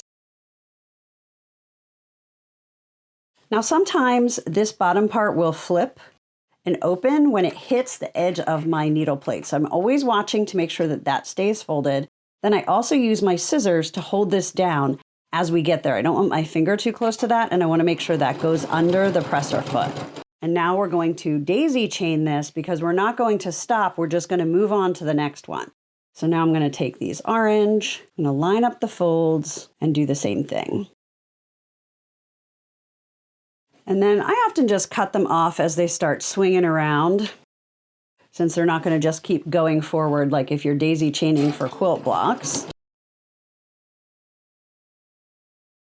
The next steps are to clip the corners, flip them right side out, fill them with lavender, and put clips on them so that the lavender doesn't fall out as we head to the sewing machine, or even worse, into the sewing machine. So I'm just going to clip these corners, and I like to do longer angles.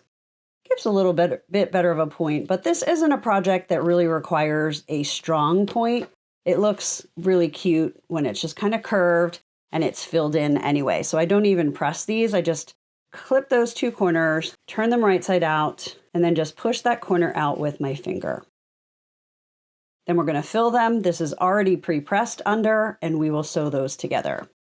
So another idea I had was I think these could be great for like a coworker gift, or, you know, a girlfriend, girls' night gift, or favorite things gift. Maybe part of a favorite things gift. If you love lavender, you could make a set of sachets and a sleep mask for someone, for example. Anyway, let me know in the comments what you're thinking. Okay, I'm going to put this piece of fabric underneath. Lavender falls, we can then just funnel it from there and it won't get onto my mat. I do think this smaller size that starts with the 4x4, so it ends up about 3.5 by 3.5, is a good size if I was going to be making a lot of them. So if I was going to be making a set of 3 for like 5 of my girlfriends, I would do this because it's going to be still a great gift and it's going to take a lot less lavender. It's amazing how much less you would put in something this size than this size when the original square is only a 1/2 inch difference. It doesn't sound that much, but it's a pretty significant difference. All right, so fingers crossed. And then you can decide how much you want to fill them. Think about 1/2 to 3/4 full is a good amount. It just really depends how fragrant you want it to be. And then if they do start to lose their fragrance a little bit, you just shake them and it will reactivate the lavender. Then I'm just going to pinch these closed and add some clips. I usually do one on the end and one in the middle, and then I'll start sewing here. So I'm not going to put one there. I'll get these all filled and then we will go sew them all closed, which is going to require a few thread changes. Now, because we did press these and then sew them, you do need to be careful when you're sewing them closed to make sure that that seam doesn't stick out. Just kind of make sure it's tucked in there. But it's much, much faster to do that pressing before you even sew this together. Okay, so we have all 5 filled and clipped. Let's head back to the sewing machine. So now there's going to be thread changes so that I get everything coordinated. First, I have yellow on top and a yellow bobbin thread. For this one, that is yellow on both sides. And because we don't want a knot, I'm going to be pulling up the bobbin thread. So I put that down, hold this thread, foot down, foot up. Give that a little tug, grab that thread, and push it back. Then I can just go forward and back a few stitches. And this is just going to make sure that neither of these threads are going to get pulled down and create a big old bird's nest knot. Now you also want to make sure you have your lavender away from the edge. You want this just to be fabric on fabric. You don't want any lavender in your sewing machine or in your stitches. So now I'm going to change my top thread to blue to match this and keep the yellow on the bottom, or the bobbin rather.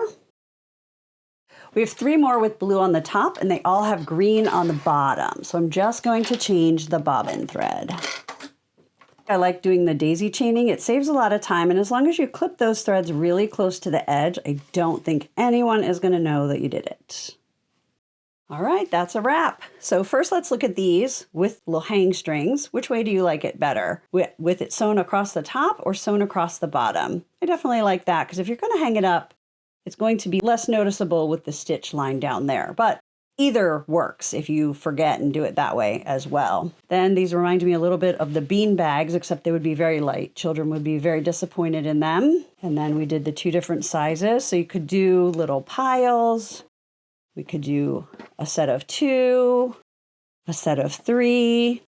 You could do all birds. I don't know, I think it's kind of fun to do the mixed colors, makes for a fun selection. I hope you enjoyed this tutorial. Make sure that you subscribe to my channel so you don't miss any more easy sewing projects, fabric scrap projects, quilting for beginners, or ideas to sew and sell.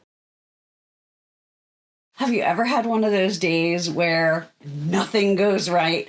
Well, I had that on a live video on New Year's Eve 2024. I did a live YouTube where we made these cute little fabric envelopes.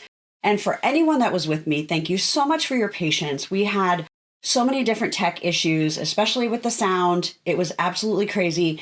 And I promised to do a new tutorial that was edited and didn't kill your ears to listen to. So let's get started. Let's make cute little fabric envelopes. They are the perfect size for gift cards, for cute little notes, carry a bunch of credit cards if you don't want to carry a big old wallet, whatever you want. Now, I love doing them where they have the shape of an envelope. You can also make them where it is straight across, which requires a teeny bit less cutting, but I think it's going to be worth it. I'm going to show you how to do it. And then also these stitch lines that really give that envelope feel. So let's first look at the supplies. The way I have designed these mini envelopes, you can make them out of 10-inch fabrics. So if you have 10-inch Precuts, you can use 2 of them and you can make 2 envelopes, or you can take 2 pieces of 5 inches by 10-inch fabric to make these. I just thought some of us have these hanging around, so I would make it so that you have something really efficient to use all of this fabric. Next, you're going to need the template, and this is a free template. If you are on my email list, you can go sign up. It'll automatically be emailed to you. If you're not on my email list, you can sign up. You'll need to click a double opt-in confirmation to make sure no one else is signing you up for my email list, and then you will get this. I'm going to be using a lightweight interfacing. I'm a big proponent of using what you have on hand, which is why I am using this featherweight interfacing. You can use whatever you have. You want it to give a little bit of body to your envelope, but you don't want it to be too stiff or too thick. Then you're going to need some pins, a pencil, something to help turn corners. I have this little turning tool. You could use a chopstick. You could use a pencil, whatever you want. I'm going to be using pinking shears to make the stamp. You can close it a few different ways. I'm going to show you how to use the cam snaps because they're fun and I love them. If you don't have them, don't want to get them, you can also just use a little scrap of Velcro to do that closure. You could also do a buttonhole and sew on a button. That's totally up to you.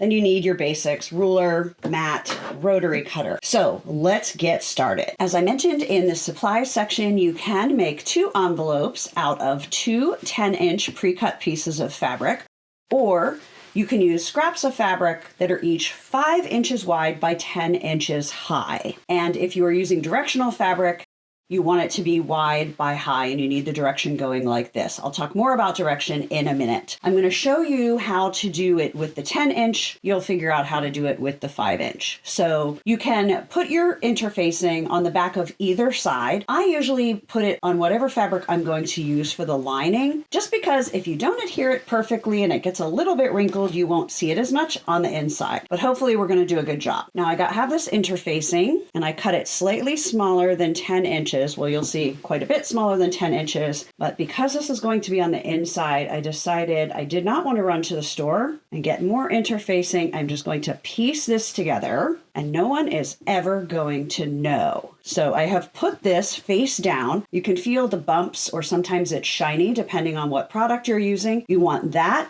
next to the back of your fabric because that is what is going to fuse or stick to your fabric. You do not want it to fuse to your iron.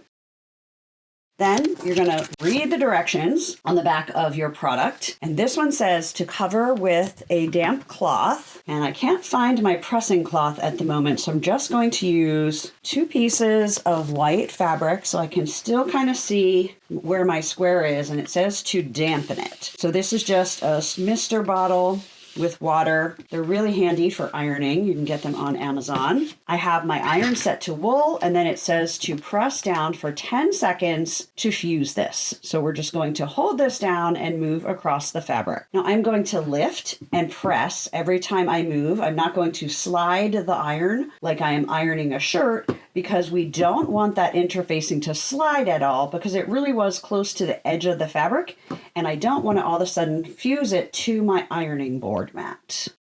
So as you can guess, if you're working with fabric scraps, you would have just cut a piece of interfacing that was 5 inches by 10 inches and adhered it to the back of one of your fabrics because we're using these 10-inch squares.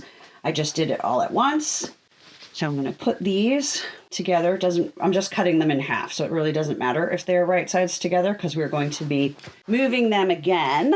Grab my ruler, put that 5-inch line right along the edge. Make sure I have that nice and straight. Cut that in half. And now I have fabrics to make 2 envelopes from those 2 pieces. Well, 3 because I did it before 2. The next step is to cut with our template. And if you didn't get the free template, that's totally fine. You can just cut a point on one end and then you can cut this shape or you can do straight on the other end. Now, the tricky part and the part that seems kind of weird is if you're going to be using a directional fabric, the point needs to be at the bottom of the fabric, not at the top. See, so the direction's going this way and we're going to put this down here. If it's just a random toss, it doesn't matter at all which end each of the templates goes on, but let me show you why. It is because when this becomes the outside or the lining, it's going to fold up like this and fold down like this to be the flap. So you want to make sure this flower on the flap is right side up and not upside down. So this is right side up, that's right side up, that's going to be upside down, but we're not going to worry about that. We're keeping this simple. So the first thing I'm going to do is I'm just going to place this template, and I'm just doing it on the fabric that does not have the interfacing. Grab a ruler and I'm going to cut those 2 angles. So the point is cut, and now we need to do the bottom. You can either put it like this and pin it and cut all 3 of those lines, but what I like to do that's a little bit faster and easier is to fold this in half and just finger press that so it's flat. And then I fold my template in half and I put the fold on the fold and the point matching the bottom of the fabric. And then I'm just going to pin that and cut that by hand. Now, if you do have a cutting machine and you like to use your cutting machine for fabric, like a Cricut or a Scan and Cut Silhouette, there is an SVG file that you can get. It is with the written tutorial that you can get on Etsy, or they are free for anyone that is a member of my Sew with Tara Reid membership program, which you can try for $1. So I will put a link below this video so you can see that. You could jump in, grab this, grab that SVG file, see what else is in there and decide if that is for you. But there we go. Now we have that shape.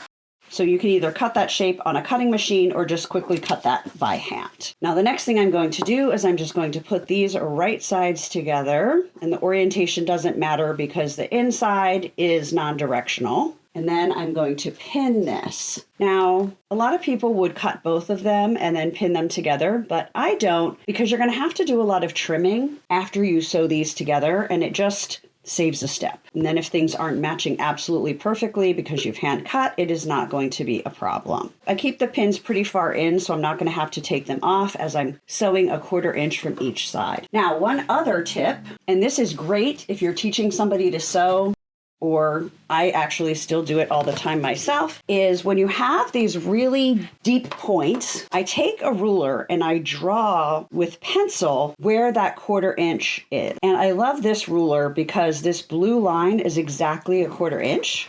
So it is really quick and easy to get that lined up. I get the inside of the blue lined up with the edge of the fabric. And so I just do a few of these lines where I know I'm going to need to pivot. And you could do this before you put the pins in. Might be a little bit easier, but I didn't. I forgot. So you don't have to do it all the way around, just where you're going to be pivoting your needle while you're sewing. This is really, really helpful when you're teaching people to sew, teaching kids to sew. It gives them a lot more confidence to know what they're doing, because even experienced sewists, sometimes when you get to weird points like this, you think you know where you need to turn, you lift your needle, you pivot, and you realize you're a little further than 1/4 inch. And so you have to put it down, go back again, which isn't a huge deal, but it can be a cause of stress for people who are new. So when I was teaching my niece, she really liked doing this when we did a project. So it takes, a minute or two to just draw those lines. And now we're going to take it to the sewing machine and we're going to sew all the way around with 1/4 inch. And we're going to leave a few inches open on this straight side down towards the point, but not too close because we want to be able to turn that nicely. So there and there. So now we're going to head to the sewing machine. Even though my machine will do a knot for me, whenever I am sewing at the beginning or at the end, when I know I'm going to be turning something right side out, I always go forward and backward just so that there's a little bit more stability to that section and it's not going to rip open when I'm turning my project. So now you'll see how easy that was, that I could just stop on that line, lift the foot, pivot or turn my fabric, and then I'm going to put the foot back down so that it is lined up with this edge, and we're going to keep on going. Now we're just going to remove these pins and we're going to trim and cut our corners. So I like to cut my corners nice and deep, especially these, because they are so tight. Getting all of this fabric inside this little section is going to make it really hard to turn that corner well.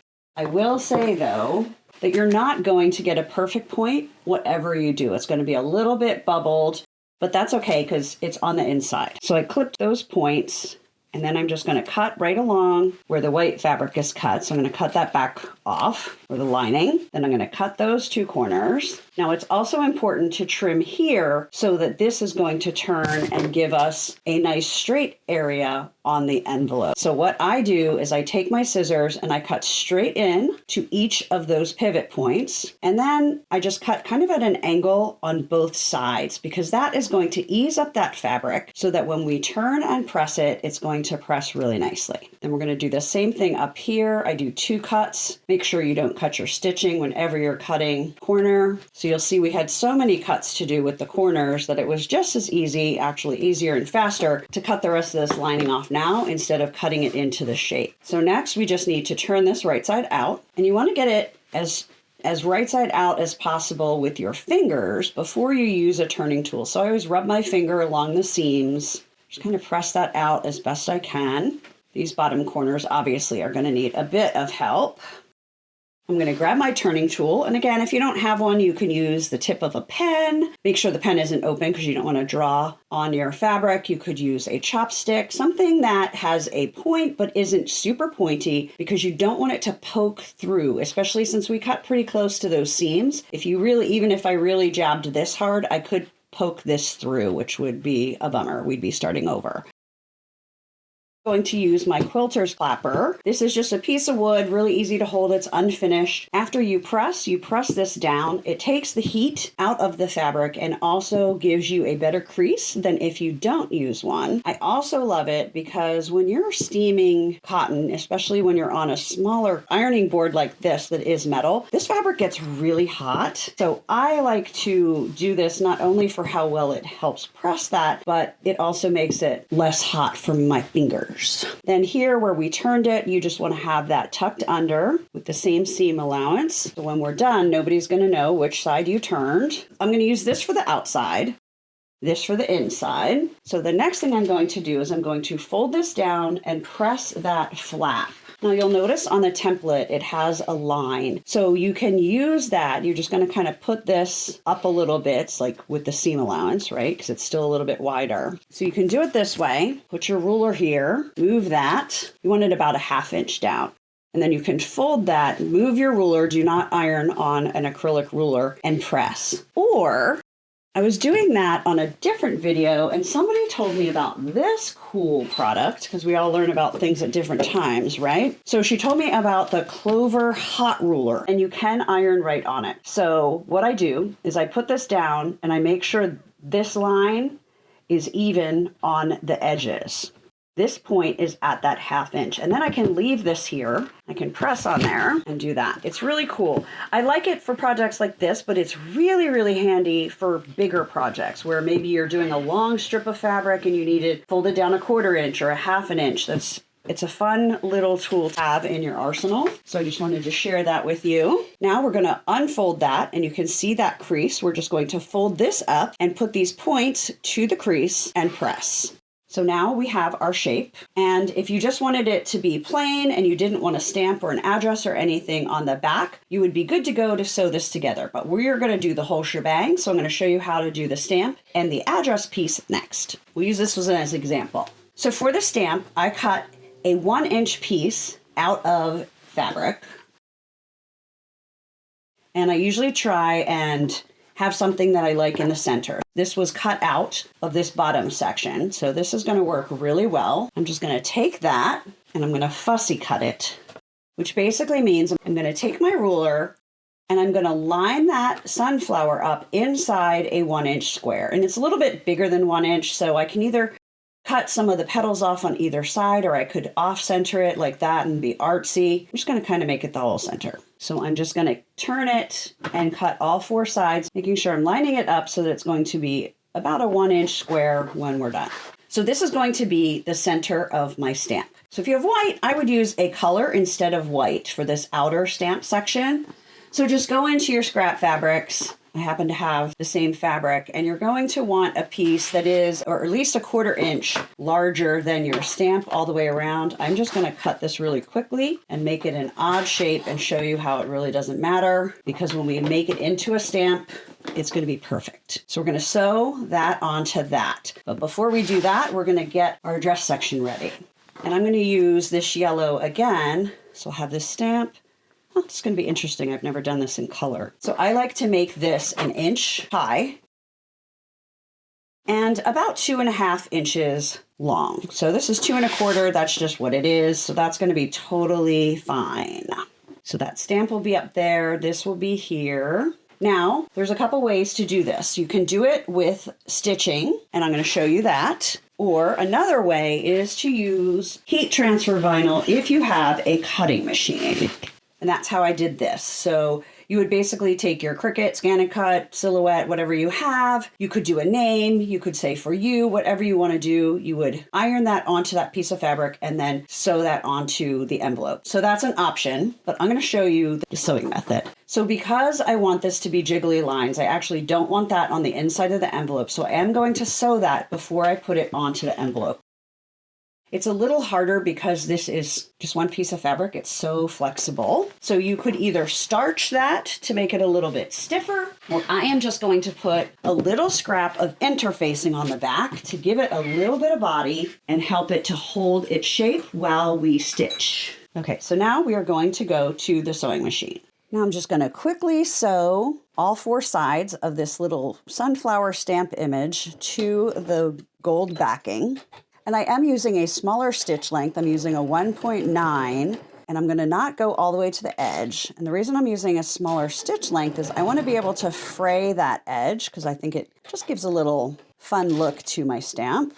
So you want to try and be a little more equal distant from the edge. This one is a little bit higher than the rest, but we're just going to wing it. And then I'm just going to take tweezers and I'm just going to pull some of these threads out. You can do it all the way around. Primitive little frayed look to it. And then it looks purposeful and not like a couple threads are coming out if you don't do it. See, gives kind of a fun look. And then we'll cut the yellow in a minute. But first we are going to just sew our address onto our label. And I usually just do 2. You always want to do a contrasting color fabric. If I did black, it would show up a lot more, but I'm just going to do white and see how that looks. And again, I'm using a small stitch length so that we can curve this a little bit more in this short distance. But before we sew these down, we need to trim our stamp. And I'm just going to do that right here so it's easy. So I keep little bowls by my sewing machine for threads.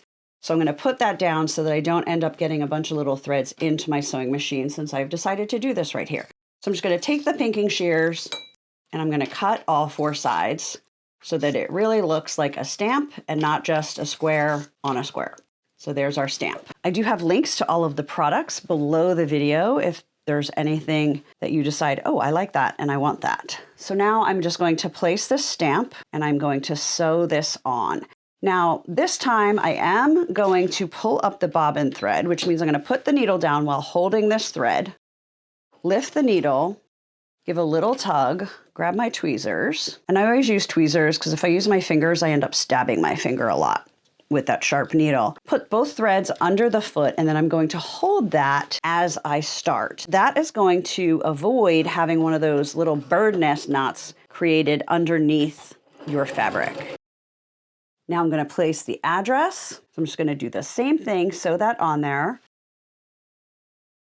The next thing we need to do is draw the lines that we are going to sew to make it look like paper folded for an envelope. And you can do this a couple ways. You can use a pencil, you can use a heat erasable pen, you could even just put a little piece of tape as a guideline. I'm going to throw caution to the wind and I'm going to use one of these Frixion pens. They are supposedly not designed for fabric, even though they will go away with heat, but they might come back if the fabric gets too cold. I used them a lot for a while, then I learned that little fact. My Madame Sew dried up and I don't have a replacement, so we are going to throw caution to the wind because it's an envelope, for goodness sake. I don't think it's an heirloom thing that's going to be sticking around so long. So I have drawn the lines on those. Now, before I have always done colored outside. So I've always used white so that it shows up really nicely, like on this one. But because we're doing a white outside, I'm going to change my thread and I'm going to do gold because I want it to show up. So I'm just going to do a contrasting color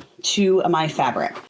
Now I'm going to sew the paper line. I'm going to raise the bobbin thread and grab a hold of that so there won't be a big knot underneath because that will be inside my envelope. Then you just want to trim off those threads. And now we're going to sew the envelope closed. If you do Velcro, you need to put the Velcro on before you sew the pocket together because it's really hard to sew that on when this is already together. But because Velcro is so flat, you can sew all the way around once the Velcro is on. So I'll just walk you through how you would do Velcro if that is your choice. Okay, so if we were going to do Velcro, you would sew the soft or hook and loop. You would sew the soft side on the inside of the flap. Then you would fold this up. You would put this down, fold it up like this, to figure out exactly where the other side of the Velcro needs to go so that those two are going to match. Then you would open this back up and sew that on. That's if you're going to do Velcro. Then you would sew it all together. But I want to do a snap because they're super cute. So I am going to sew this together and then we're going to do the snap. I'm going to show you that that can work. And because this is folded, it's basically 4 layers of fabric when you get those seam allowances in there. You can see that my presser foot is really tilted. It's tilting up and flat on the back. To make it more even and move better when it gets started, I'm going to use leader fabrics. This is basically pieces of folded up fabric. Now just squeeze these fabrics back under and put the presser foot down. Now the presser foot is flat and the feet have more to grab onto to get started. It just makes for smoother sewing. You don't have to do it. It's just something I wanted to share with you. So I'm just going to sew all the way around about 1/8 of an inch from the edge. And doing this sewing is not only going to be sewing the pocket, but it is also going to sew this area shut where we turned this right side out. To finish this envelope up, we're going to add a snap to close it. And as I've mentioned before, these are called cam snaps. They are plastic snaps. They come in all kinds of colors, made in the USA, family-owned business. I love them. Haven't met the people, but I love the product and I love that it's a US-based company. I have a lot of different colors which are the circles, just like this. So it's just a circle snap. They also make cute little hearts and stars, and I don't know if they have any other shapes, but for this one, I'm just going to do a dot because I don't know. I liked the heart on the pink for Valentine's Day, but we're going to do a circle on this one, and I chose to use the gold. So what you need are 2 of these pointy pieces, and then you need the female part is the innie, and the male part is the outie. You can think of it as a belly button. A 1/2 inch down from this point so that your snap is centered. But I want to show you how to really figure that out instead of just measuring, because sometimes maybe you stitched a little further from the edge. The main thing is you don't want this circle to be on this seam allowance where it's a little bit thicker. So you want to kind of feel in your fabric for how far up it needs to be so that it's going to be nice and flat and not tilted. So I'm going to say right there, which is a little bit more than that 1/2 inch. Not much, but a teeny bit. So I just put that there.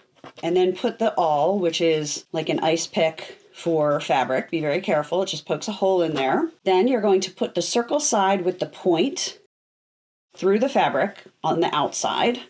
You're going to just use your fingers and push down. Make sure the fabric is down. And then you're going to take the female side, or the outie belly button side, and put that on top. Now you're going to grab the press to put these on. The circular part is going to sit right in the divot of this black area. And then the outie or innie is going to sit on this white plastic part. So you're going to get that in there. And then I always just kind of turn it and investigate and make sure it's centered in there before I squeeze. Now, when I squeeze, what is happening is this is flattening the plastic point inside this piece so that that piece is connected and going to stay on there. So that's great. We have the outside. Now, how do we decide where to put this one? It's very simple. You take the snap, you fold it down, and you press. See how that leaves a circular mark right there? The outie snap part leaves a mark. You're going to take the awl and you're going to poke a hole in the center of that circle. Being really careful just to go a little bit in. Don't go through the front of your envelope. Make your hole. This time you're going to take the circle piece and you're going to go from the inside of the envelope, put it in there, press it down, put the other half on, and you're just going to repeat the process with this press to secure this half of the snap. And that is it. It's done.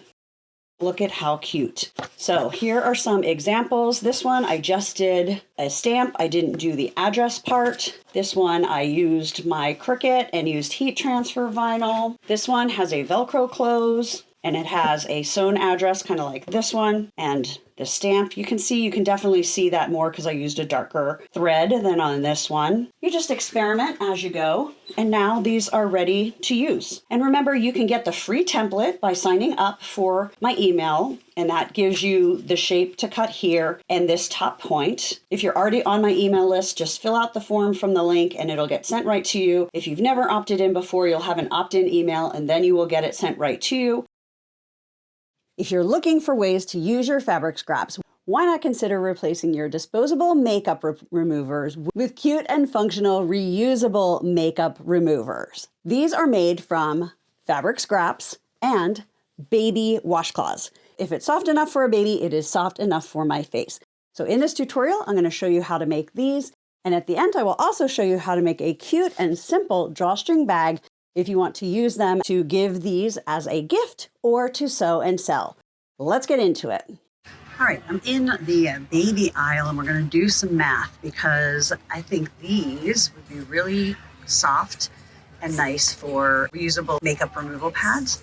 So let's see which is going to be a better deal. You can buy 6 washcloths. They are $8.48 and they are 9 by 9. So you get about 54 by 54 less whatever this edging is, which we would need to cut off. Okay, so that's one option.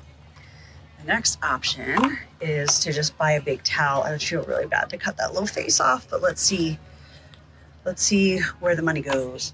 So this is 26 by 30 and it's $9.48. So this is definitely less material for the price. Winner chicken dinner, baby washcloths, because if they're good enough for baby, they're going to be nice and soft on your face.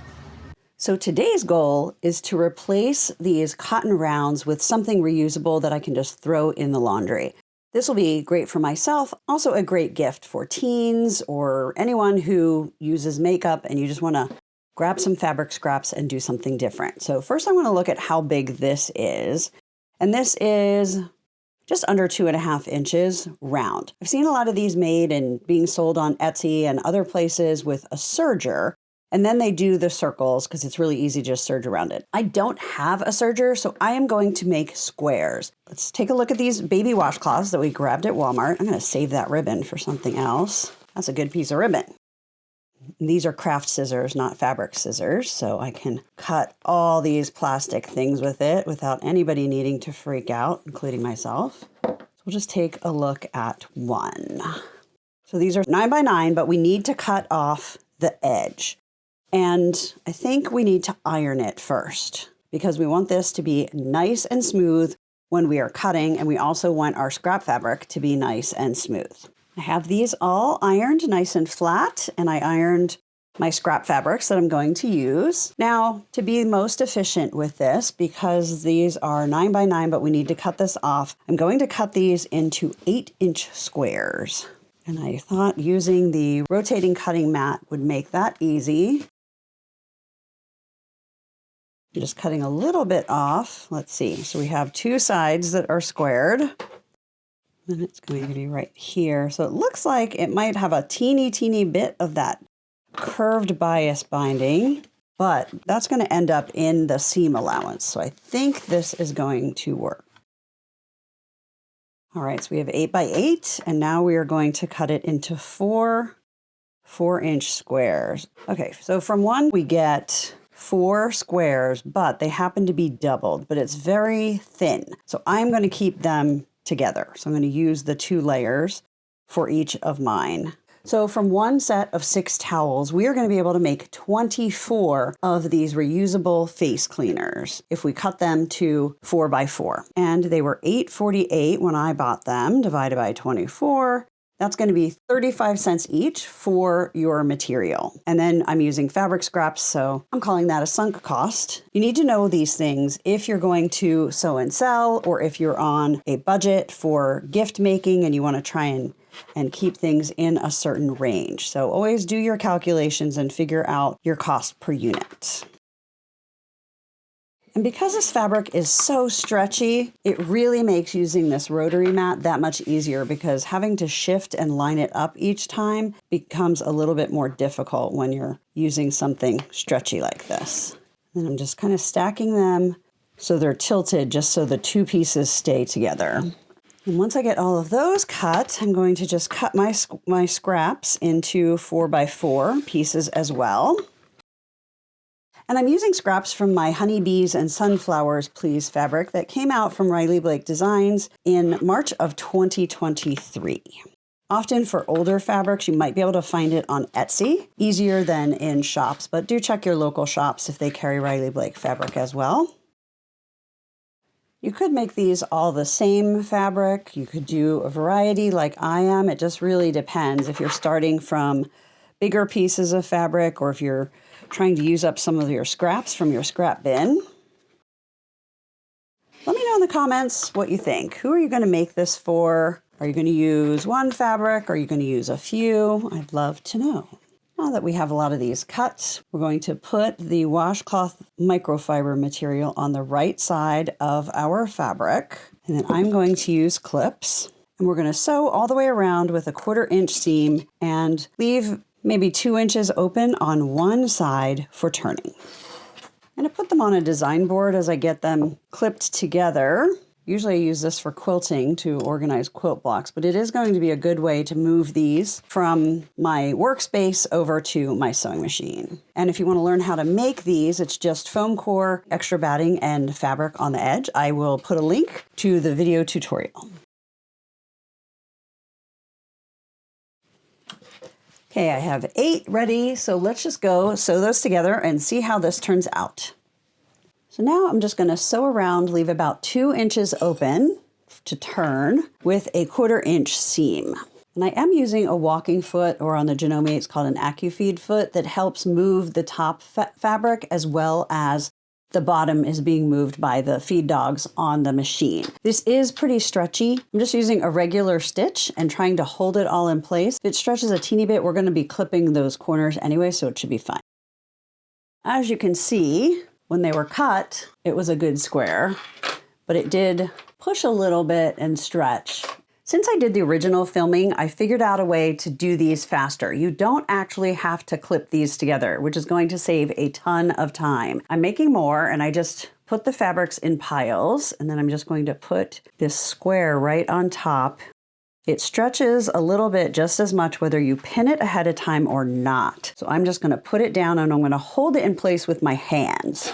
So being able to just take them from the pile, put them together and start sewing is going to be a big time saver if you're either making a bunch just for yourself or for gifts, or if this is something that you want to add to your sew and sell project list. Now I'm just going to turn that over and I'm going to clip those corners. Make sure you don't clip the stitching. You're just trying to get some of that bulk out that needs to turn into that corner.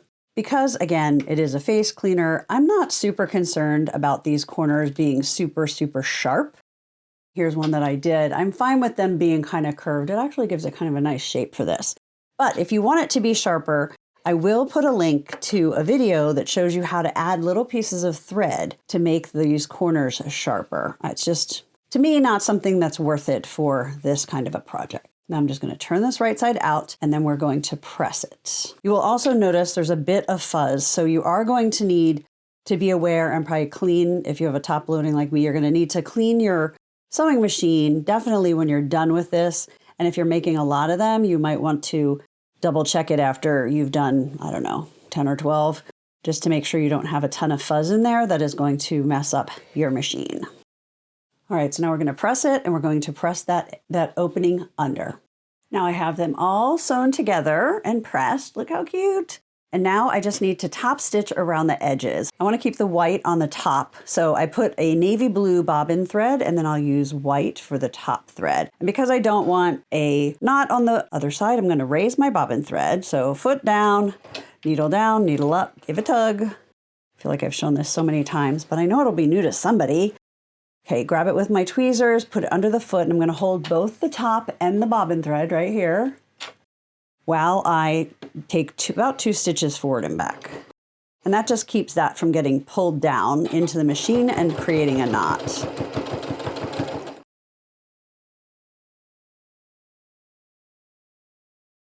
Look how cute. Edge stitched, it's soft. We're gonna have to give it a try. So I'm just going to do that for all of the squares. So now I have all 8 done. Super cute. And you can either just give, keep, store, sell them like this, or you can create a little bag. I've seen people make little mesh bags so they can put them through the laundry, but a lot of times the mesh bag they put them in isn't going to separate these enough for them to actually get clean. You need one that's kind of big so these can move around. I'm going to do just a simple drawstring bag that would be great for gifting or selling these. So what I've done is I've taken more extra of this fabric that matches some, and it is 7.5 inches wide by 19.5 inches high. Or you could do 2 7.5 inches by 10 inches, and that's going to be nice and roomy for these and include a drawstring. So I pretty much have about 2 inches on each side because we need to have that, and then you need about 2 inches to come down to make that drawstring channel. So I could make it a little shorter. Let's see. Nah, I'm going to keep it like this. We'll see what happens.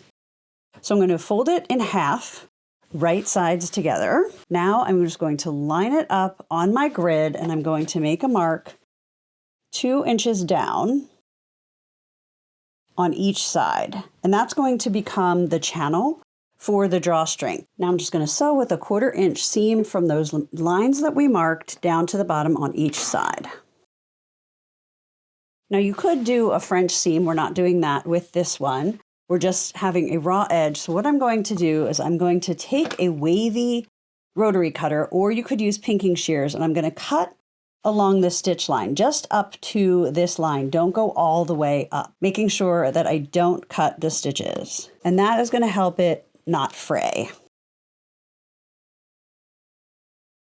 Next, I'm going to clip on that line just to where the stitch line would be. That's going to help us fold that channel in nice and easily. I'm going to bring my ironing board over. I'm going to grab my hot ruler, which is, if you haven't seen it, is kind of flexible, almost feels fuzzy, like, I don't know, felted, but it has all the measurements. I can put it on here.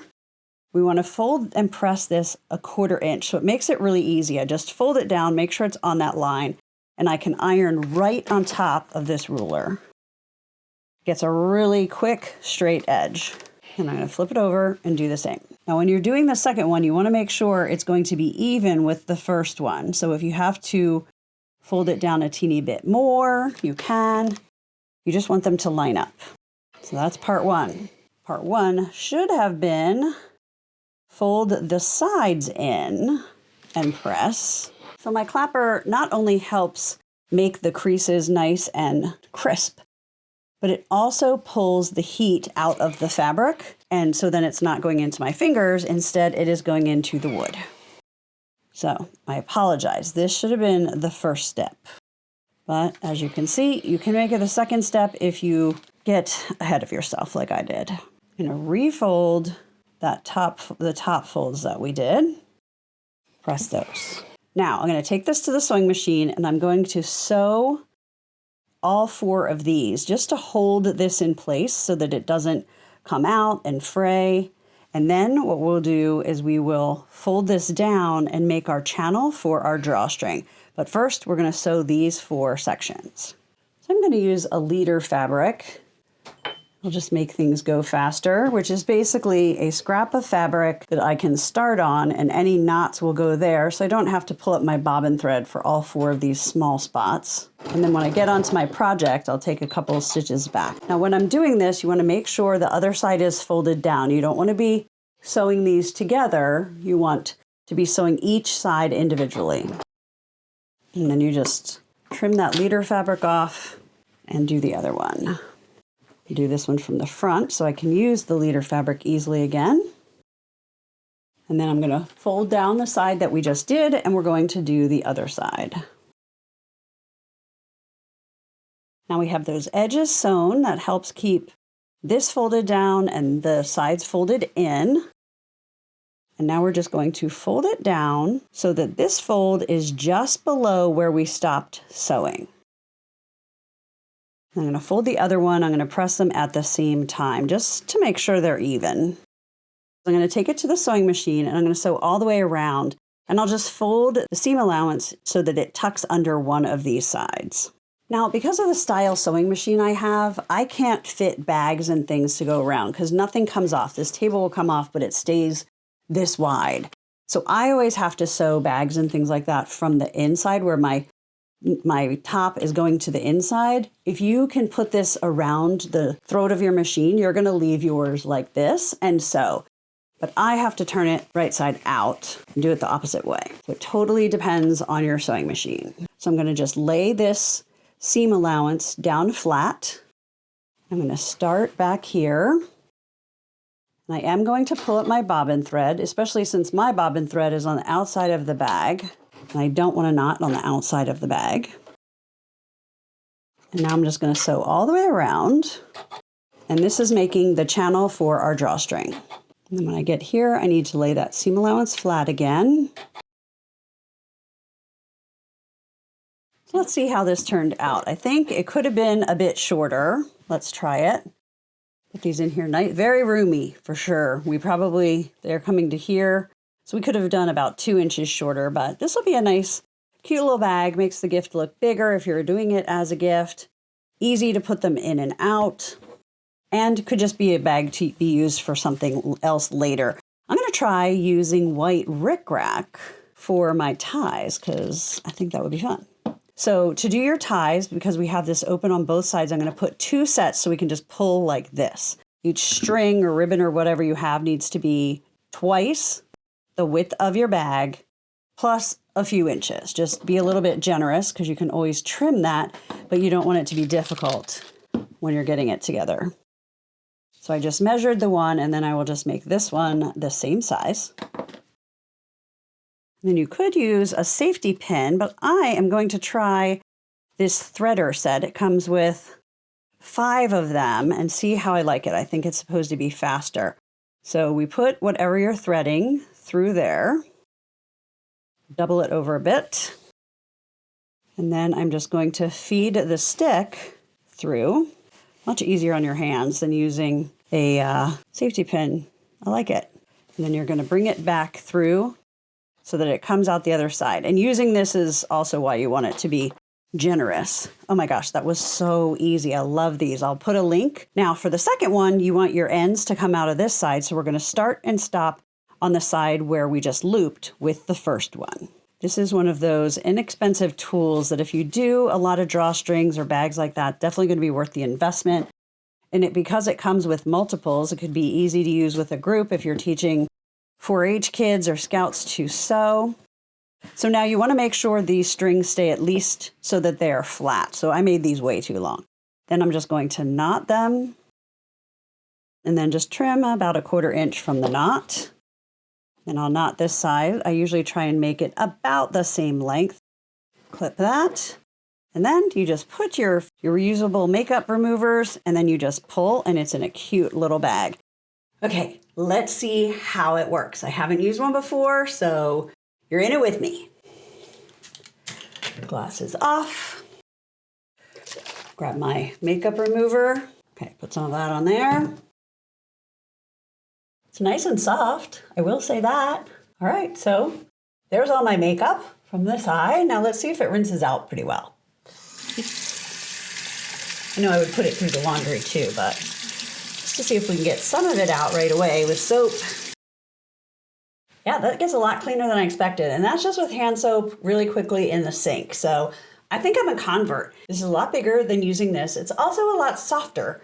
And it's just going to be way more economical. So I think I'm going to add this to my list of things that I'm going to make for people in my family that want to be more eco-friendly, or that I just want to make something cute because you just don't know what to get them. So let me know in the comments if you're going to try this too.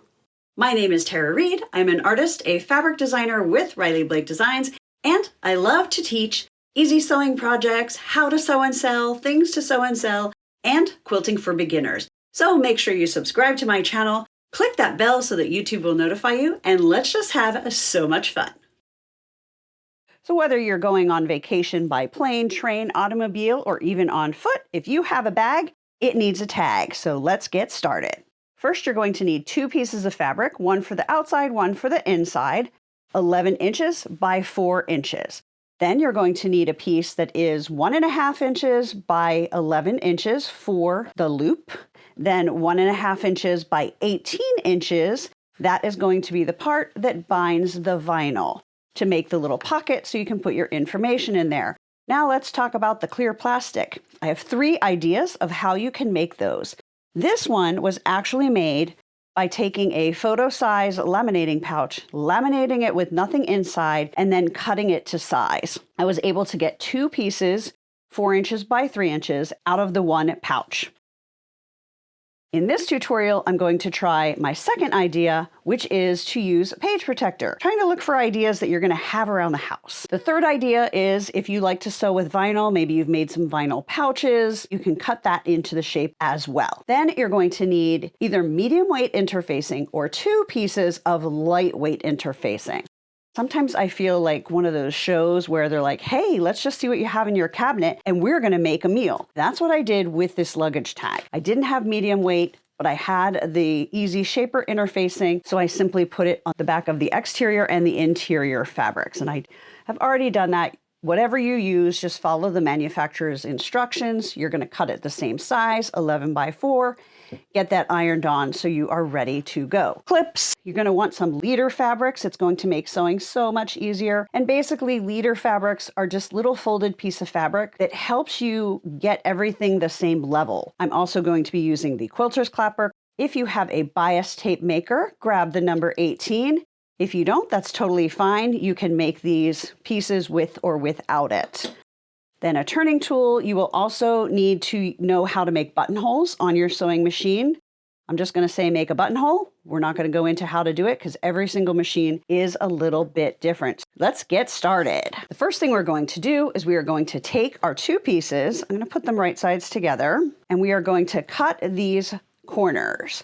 And it is basically 1 inch in and 1 inch out. So what I'm doing is I am positioning this on my cutting mat so it is lined up with 1 inch lines. That way, I can just take my ruler and I can line my ruler up at a diagonal from the 1 to the 1, and I can cut. I don't have to measure and mark my fabrics. I can just let the rulers on my cutting mat do the work for me. So now we have 2 pieces of fabric with the corners. This is going to be my outside, so they'll coordinate when I travel, but not totally match. But they need to match enough that my husband's going to know they go together and that it's definitely my luggage. Makes sense, right? This is going to be the lining. We're going to put the exterior fabric aside for a while. We're going to be working with this one 90% of the time for this project. Now it is time to iron our 2 strips that are going to become the strap and the binding for the vinyl window. And I'm going to show you how to do it with or without the bias tape maker. And I will have a link below this video. If you have never used a bias tape maker, I have a more in-depth tutorial about how they work and what they do. So I will put that there if this is new to you.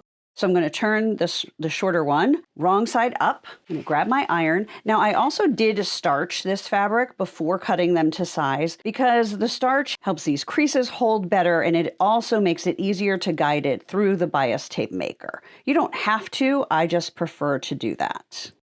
All right, so pass number 1. Now I'm going to open it back up, wrong side up, and now I need to go through and I need to press both of these raw edges into the center. You don't want to press that crease that we just made flat, so make sure the tip of your iron is staying off of that first fold. So without this bias tape maker, I'm having to press 3 times where I'm only going to have to press once. So this is a very inexpensive tool, very worth having, in my opinion. I use it for a lot of different things, so I would definitely invest in that. And I do have a link if you want to grab one on Amazon below this video. Now our last step to make the strap is we're going to now fold this in half again so that those raw edges get encased in the center. So that is ready to be sewn. Now let us use the bias tape maker. So what this does is it takes this fabric, it goes through here, and it folds it so that the raw edges meet. So we're going to iron once instead of 3 times. So you're just going to push that through. And sometimes it doesn't come all the way out, which is why you want this. There's a little slot there where you can stick that and kind of just nudge it, help it through. I'm going to pull that out the other side. Now, before you go crazy, you want to make sure the fabric is feeding evenly, which it wasn't. So we're going to adjust that so it's going up the sides about the same amount. And then we are also going to make sure that on this side, these edges are meeting. They're not overlapping. There's not more on one side than the other. We want them to be nice and centered. So if you just take a minute to focus on those two things before you get started, this makes this a breeze. Now I'm just going to put the iron on there and start. And I usually just pull back a few inches and press, and you're just going to move until you've done the entire length of the fabric. Look how easy that was. So much faster than doing it in half and then bringing those raw edges into the center. So now I'm just cooling that off because it did get quite hot, and folding it and pressing it in half. Now we're ready to head to the machine. Now we are going to take this small piece, which is going to become our strap, and we're just going to sew this open edge closed so that it stays flat and those raw edges stay on the inside. I am going to use a leader fabric. I'm going to butt this right up against there. Then I'm going to put that under the foot and under the needle. And what that does is it keeps everything even. Not that this is that thick, but it is going to help it move more easily. So when we start to sew, the feed dogs have something to grab onto, and it's not just going to get hung up. And because we're not sewing on it, it just pops right out the back, and you can use it over and over again. Then just to keep it straight and not sew my fingers, I usually use scissors when I get towards the end. I'm going to just keep mine like this with it just sewn down the one side. It's so skinny, and it's going to be for a luggage tag, but if you prefer the look, you can go back and sew the other side as well. Totally up to you. The next thing we're going to do is start preparing our vinyl window. We're going to take the 18-inch piece that we folded over, and we are going to bind this fabric just like it's a quilt or a quilted project. I'm going to start on a long side towards the bottom. I'm going to stop when I'm 1/4 inch from the edge of the vinyl, and I'm going to knot my thread. Now, I've seen this done both ways, where you put the binding around the vinyl first, or you put it around when it is on the luggage tag. I've done it both ways, and I've decided I like this way better. Then you have more control about where it is going to be placed on your luggage tag. I did one that was too far to the side, and it was all messed up. So now I'm going to turn this. I'm going to open that up, and I'm going to put the vinyl right along that fold. Fold that down, push this side in, this side down, and you have a cute mitered corner. I'm going to do the same thing on all 4 corners. If you need to hold that corner with your scissors while you get it under the sewing machine, that's fine. And then make sure you're keeping your vinyl right tucked up into that crease. Now I'm just going to get this one started, and then we need to get ready to be at the very end. So it's going to overlap down here. So I'm just going to cut beyond where it overlaps. And then I'm just going to fold that up. I'm going to clip that in place. So now we have a little bound piece of plastic. And now it is time to put it onto the lining of the luggage tag holder. Now we have the page protector rectangle that's going to hold our information all bound, have a little bit of extra. I'm going to throw that away. And then we also have our strap that we sewed shut. So the first thing we're going to do is we're going to match those raw edges, and I'm going to clip them here, centered on one end of the lining. Now the next thing we're going to do is we are going to clip the vinyl pouch onto the lining. And I have these cuts lined up against that line again. And we want the edge of the pocket to be about at that line. And you want to make sure there's at least 1/4 inch on either side. So you really want to make sure you have that centered. If you have any of these large fabric clips, I don't use them often, but I do use them sometimes. And this is one of those sometimes. Very, very convenient. Now what we're going to do is we're going to sew on the outside, so not where we already sewed, on the outside down here, up here, and over here to secure the pocket. Make sure you leave this part open that's up at this top by the angled edges so that you can put the paper with all the information in there. I'm going to start by just basting the strap on here so that we know that it's going to stay in place. And now I'm going to sew around here, but you'll notice that's pretty thick. So we're definitely going to be using leader fabrics. This time I'm going to use 2 so that the leader fabrics are about the same thickness as that pocket. See how that's nice and flat versus this that has a big bump. So we're going to put that all underneath. I'm going to put my foot down. I'm going to raise my bobbin thread and I'm going to sew.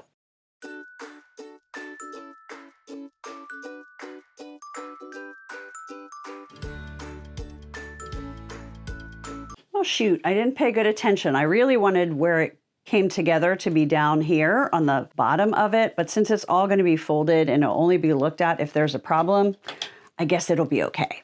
So now we have the window sewn on and the strap basted onto the lining fabric, and then we have the exterior fabric. Now I do want to show you this. Both of my fabrics are directional and I want them to look the same. So this is the right direction. When it unfolds, I don't want this to be upside down. This is non-directional, so I didn't have to think about that at all. But for this one, I do. So what you do is you just put them down so that they're facing the same direction. So they're all facing me. And then I'm going to turn it over and put them right sides together. That way we know they're going to be going in the same direction. Now it's kind of bulky because we have this and then we have this. So it's important to make sure you are matching all of these edges well. We're going to sew all the way around with a 1/4 inch seam, and we're going to leave 4 inches open up here next to the pocket. Because these 2 pieces of fabric aren't going to be completely flat against each other due to the strap and the pocket, I use a lot more clips than I normally would for something like this. And it's really important to mark. So I'm going to feel this is where our pocket is. So I'm going to mark about a 1/2 inch from that edge, or that, see that angle there. You don't want to stop right there. I want to come in a little bit. And then I'm going to go down to where the other edge of the pocket is. So I'm going to sew from here all the way around to here. You want to go back and forth at the beginning and the end, since there will be a little strain on this seam as we turn it right side out. And if you don't sew a lot, sometimes it's very hard to eyeball where you're going to need to lift your foot and pivot. So if you want to make that easier, you could take a ruler and just mark that 1/4 inch line. So like that. If you just draw on the corners, you're going to know exactly when you need to pivot, right at the point where those lines intersect.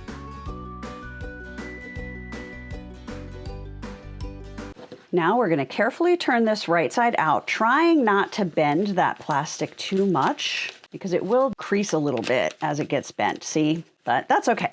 Do your best and always remember that it's going to be on the inside. The plastic is not like the prime focus of this project. Pull on the strap to get that out. And now we need to use the turning tool to get these turned nicely so that you can see the angles there. Well, let's see how this works because I skipped a step. I forgot to clip the corners. Clip your corners. It's working better than I expected. I don't want to turn it inside out again because I don't want that to wrinkle any more than it already has. Now I'm going to take it to the ironing board and I'm going to press this and make sure these seams are out. They're not tucked in. And then also make sure you do not iron on top of the plastic. So the iron needs to go around the edges as you press because you don't want to melt that and ruin your tag and ruin your iron. Let's talk about thread really quickly. I've been using gold to go with the strap and the binding.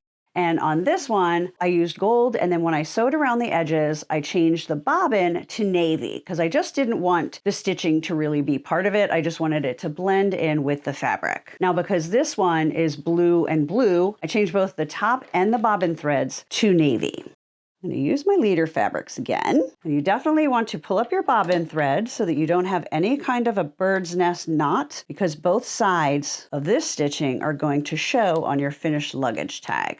Pull up the thread, you hold them both, and then you either knot or go forward and back to knot while holding those threads. And then just take another stitch or two so that your machine isn't going to mistakenly pull that down and create a mess. And we're going to stitch all the way around. It's sometimes a little hard when you're stitching by the pocket because it's so close to the edge that it wants to push your foot off. So just go slowly and make sure your needle stays on the fabric and doesn't jump off. Go back and forth twice over where the strap connects, because sometimes there's a little bit of pressure and we don't want our luggage tag falling apart when it is being handled by the airport.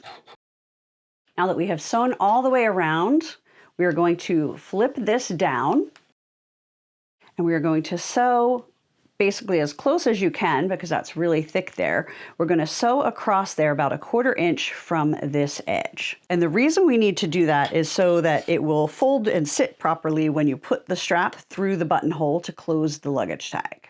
Now all that's left is to put a 3/4 inch buttonhole in the center over here. And because every machine is different in how they do buttonholes and how the buttonhole feet work, you're just going to need to look at your instructions and learn how your machine does that function.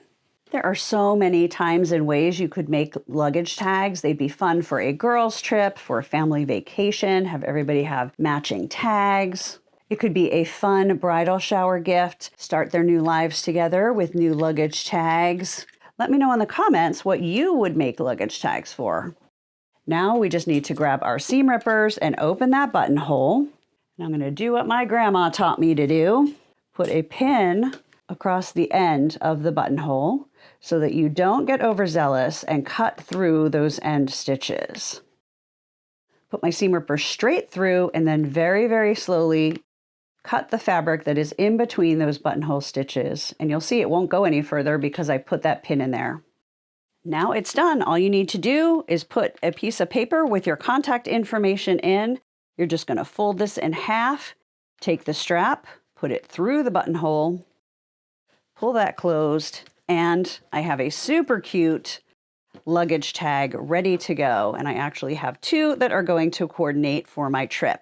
Let's look at these 2 types of plastic that I used for the windows. This was the photo lamination product. And then this one was the page protector. Now more people have page protectors in their home than they have laminators and laminating pouches. So I wanted to give you options. So if you give this a try and post it on social media, be sure to tag me. I am at Artist Tara Reed. Be sure to subscribe to my channel so you don't miss any more free tutorials. In today's episode, things are going to heat up, and in particular, it's going to be rice or flaxseed pads that are going to heat up. I'm going to share my 3 favorite sizes. I already have my neck one on. This is the one that is used the most in my family. Finally, this is a smaller size. You can make these out of stackers. You can make these out of cut squares, 5 or 6 inches. Great size for gifts. We're going to talk about how to make these, how to use them, and you can get started on making some for yourself. Let's talk about the materials you need, what the cost differences are and the heat differences are in each, and then I'm going to show you my 3 favorite sizes. So you're going to need your fabrics, and you're going to need to decide if you're going to just make them where the rice is inside 2 pieces of fabric, like this one, or if you're going to make one that is removable. I do them both ways. I have some like these little squares. They're just so easy. I don't make these in cases. If you're going to be doing a removable outer cover, you're going to need some Velcro. These are 2 of the most popular things to put in it: long grain rice or whole flaxseed. There's a huge difference in the price. The difference in the heating is kind of significant. Flaxseed has oil in it that will heat up and cool down, so it's going to retain its heat longer than rice or beans or corn. Some people use corn. I always use flaxseed. One thing my dad always complained, he said, it smells like a barn. It does a little bit. It has an odor to it, but it does also give you a moist heat. So this is my favorite. If you're on a budget doing like a bunch of them for gifts, I would go with rice. You can also mix the 2. So you're getting some of the longer lasting and moister heat and the cost savings. Let's talk about sizes. These are the 3 sizes that I use the most. I would say this one is the most used in my home, followed by this one, followed by these 3. But these are excellent size for gifts. You use lots of scraps, whip them up really quickly. I will say, when I was making these, I fussy cut the flannel so that I would have exactly these snowmen and these snowmen in that place. But I wish I had left the bottom edge open to sew closed instead of the top. So you might want to do that your first time. Learn from me. We're going to be sewing one this size, but let me first show you a little bit more about this size. This one I love whenever I have a stomach ache. Heat helps so much. You can also put it on your lower back. It's a great size for bigger areas. This one does have a removable cover with Velcro. And then on the inside, I've been using this for about 15 years. It still heats great. But what I wanted to point out on this one, because it is so large, filled with flaxseed, I put the flaxseed in compartments. So I made the outer case and I actually hemmed it at the end on the long edge, so I didn't push it all in this way. I sewed little dividers. Then I filled the bottom half of these 5, and then I sewed here. Then I put more in, and then I sewed here. This makes it much easier to keep your heat more evenly dispersed in a larger warmer. So highly recommend that. This is the size we're going to make now. This is for your neck. And again, some people will do maybe 3 compartments, or they'll do it long way. I don't like to have it at all organized. I just like the flaxseed or the rice right in there. It's filled to here, so a little more than half. But I like that because then when you put it on your neck, you can kind of jiggle it and move the heat to where you want it. For the first bag, where we're going to be putting all of the rice or the flaxseed, I'm going to be using this scrap of fabric. It honestly does not matter what fabric you use. You just want to make sure it's not going to show through whatever you pick for the outside. So I'm going to be using this red. I know it's very visually jarring, isn't it, when I put these two together? But this is going to be the outside. So you're not going to see this at all. So that's totally fine. Now, the sizes, the outside, 20 inches by 10 inches, and the inside is 10 inches by 19 inches. So the first thing we're going to do is we are going to fold it in half, sew down this side and this side. You're going to use a really small stitch because you want to make sure that the rice and the flaxseed has nowhere to escape. So I usually use a 1.8 to 2 stitch length, and you can either just stitch it once, or some people will stitch it twice just for it to be extra secure. I honestly have never had anything escape with stitching it once, so that's totally up to you. The next thing we're going to do for our filler bag is we're going to fold the top down, and I like to do this while it's still wrong side out. I find it easier to fold the fabric back towards me than to fold it inside and get it even. It's just easier to see just how much of a hem you have going on here. Get that evened out and press that. Then we are going to clip the corners, and then we're going to turn this right side out. I love that it's big enough you can just put your whole hand in there, push those corners out. They don't have to be perfect because remember, this is going to be inside the removable washable cover. So that part is ready. Now, because I'm making myself a fresh neck heating pad, I'm going to use flaxseed because I know that's my favorite. I'm going to put it over the bowl. I'm going to add my funnel. You can make a paper funnel if that's easier for you. And then I'm just going to pour the flaxseed in. If you're making one for your neck, make sure you try it before you sew it together. And that one is too full. So we are going to put some of this flaxseed back in this bag. All right, I'm going to hold that again, kind of spread it out. Try that on my neck again. So that is perfect. I think we used about 2 cups. Well, I'm going to pin the top where we're going to sew. And then I'm just going to put a few pins a few inches down, just in case I tip it funny on the sewing machine. I don't want the flaxseed coming out and going into my sewing machine. So the next thing I need to do is stitch straight across the end, and we're going to do that twice to make sure nothing escapes. And make sure when you're doing that stitching, you go off of the end because this flaxseed is really small. For our removable bag, we are going to fold this in half, and we are going to stitch down here and down here. That's the simplest way. But because of the design, I really want that to be centered. So I'm going to stitch like this, then I'm going to open it, and then stitch across the bottom. So making it a little bit more difficult, but the bag cover is going to be a lot nicer because then that's going to be centered on one side. Now we have the casing, and I'm going to press this seam, this long seam, open flat. Now I'm going to fold this down. We're going to hem this top because it is a casing and we're not just putting the rice right in there.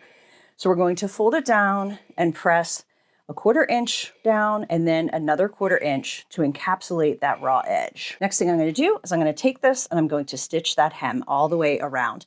So now all we need to do is add Velcro, and I found this Sew On soft Velcro, and it is 5/8 of an inch. I like it because it's skinnier and it's definitely more flexible. So now you're just going to sew one on one side and then match it up and sew the other on the other side.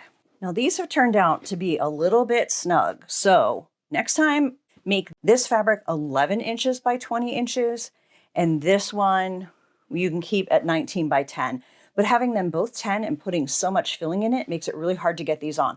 But I'm going to show you how I figured out how to do it. So what I did after I struggled before is I'm going to get most of the flaxseed to one side. Then I'm going to do this kind of like you're putting on socks, right? That are hard to get on. You just get it all bunched up. And then we're going to put the end into the end so that I can hold both of them. So right now I'm holding the orange fabric and the red fabric. Then I'm going to pull this up. I'm going to push that down to get some of that flaxseed down. All right, see, now that works. It's a nice snug fit. Close that Velcro. And I have a beautiful new neck heat warming thing. It's so soft. It's got my snowflakes on it. And it has that strip centered nicely because of how we put the seam on the back. So if you make any of these and you post them on social media, be sure to tag me. These are a great product to sew and sell. If you sell online or you sell at craft fairs, you can really mass produce these, go factory style, and you can make a nice profit with these as well, especially if you use the rice versus the flaxseed filling. Today, I want to talk about clothespins. When my son was little, back before the internet, before Pinterest, at the advent of cell phones, boy, oh boy, am I dating myself. We did have cars though. We didn't drive around in buggies, horse and buggy.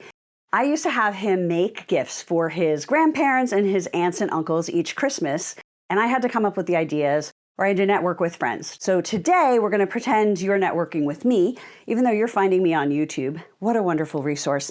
And I'm going to talk about how you can take these inexpensive clothespins, which are fantastic to use as bag clips, and turn them into something pretty by grabbing a few extra fabric scraps and gluing them to the front. Then, if you want to take it a step further, you can also paint the sides, paint in here, paint the tip, and make them just that much more fancy. So you can kind of go natural, glue, and quick, or like this. So let me show you how simple and easy these are to do. I grabbed some Mod Podge from the Dollar Tree. You can also get clothespins there or pretty much anywhere else. And then you're just going to need some little scraps of fabric that are 3/8 of an inch by 2 7/8 of an inch long, so that they're the perfect length to put onto each side of the clothespin. Now I did it both ways. One where I just left it natural wood and just glued fabric on both sides, super cute. Or if you want to go another step, you can grab some paints you have around and paint them. I painted on the inside and the front. I didn't paint inside the clip part because really, how often do you see that? Only when you open it and put it onto whatever you're using it for. So this is totally personal preference. When you're creating these little strips,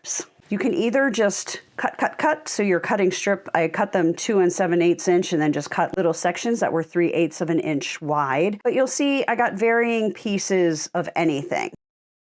So if you want to be what you get on there, you can just fussy cut. What I'm going to do is I'm going to put my ruler down. Blue line is a 1/4 inch. I'm only going 1/8 of an inch beyond that. So figure just a teeny smidge beyond this edge will be in the cut. So I'm going to try and get this sunflower so that it is on my clothespin. I'll just start by cutting that, and I'm going to turn it around. Now, if you're doing a lot of these, like as a project with kids, then I probably wouldn't fussy cut them all. But if you're doing them for gifts or just for yourself and you feel like doing this, then by all means, go for it. See if I did that wide enough. Oh, perfect. This doesn't have as many marks, so it was a little bit harder.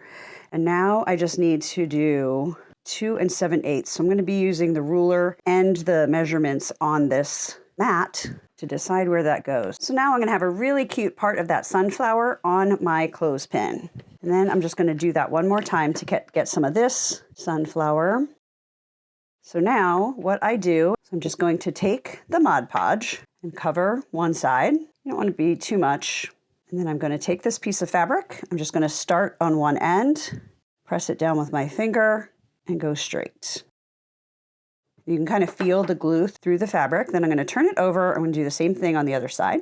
This would be a great gift for grandparents, great teacher gift that the kids can make. And now I'm just putting another coat of Mod Podge over the top, and that is going to help seal any of the edge threads into the fabric. It will dry clear. And because I already painted and let that dry, I can do both of these sides at the same time, and then I'm just going to lay it down like that to dry. Now it's not going to decrease your fabric scrap quickly because we're just using 2 little strips of fabric, but it is a fun way to keep the kids entertained on a rainy day, over holidays. You could do crafts at a summer camp with scouts, or like I used to do with my son, you could have your kids help make gifts for teachers, for neighbors, for relatives, and more. So what did you think? What are you going to be putting in the stockings at your house this year? I would love to know. Leave me a comment. Let me know what appeals to you, what you're going to be working on, and have the happiest of holidays.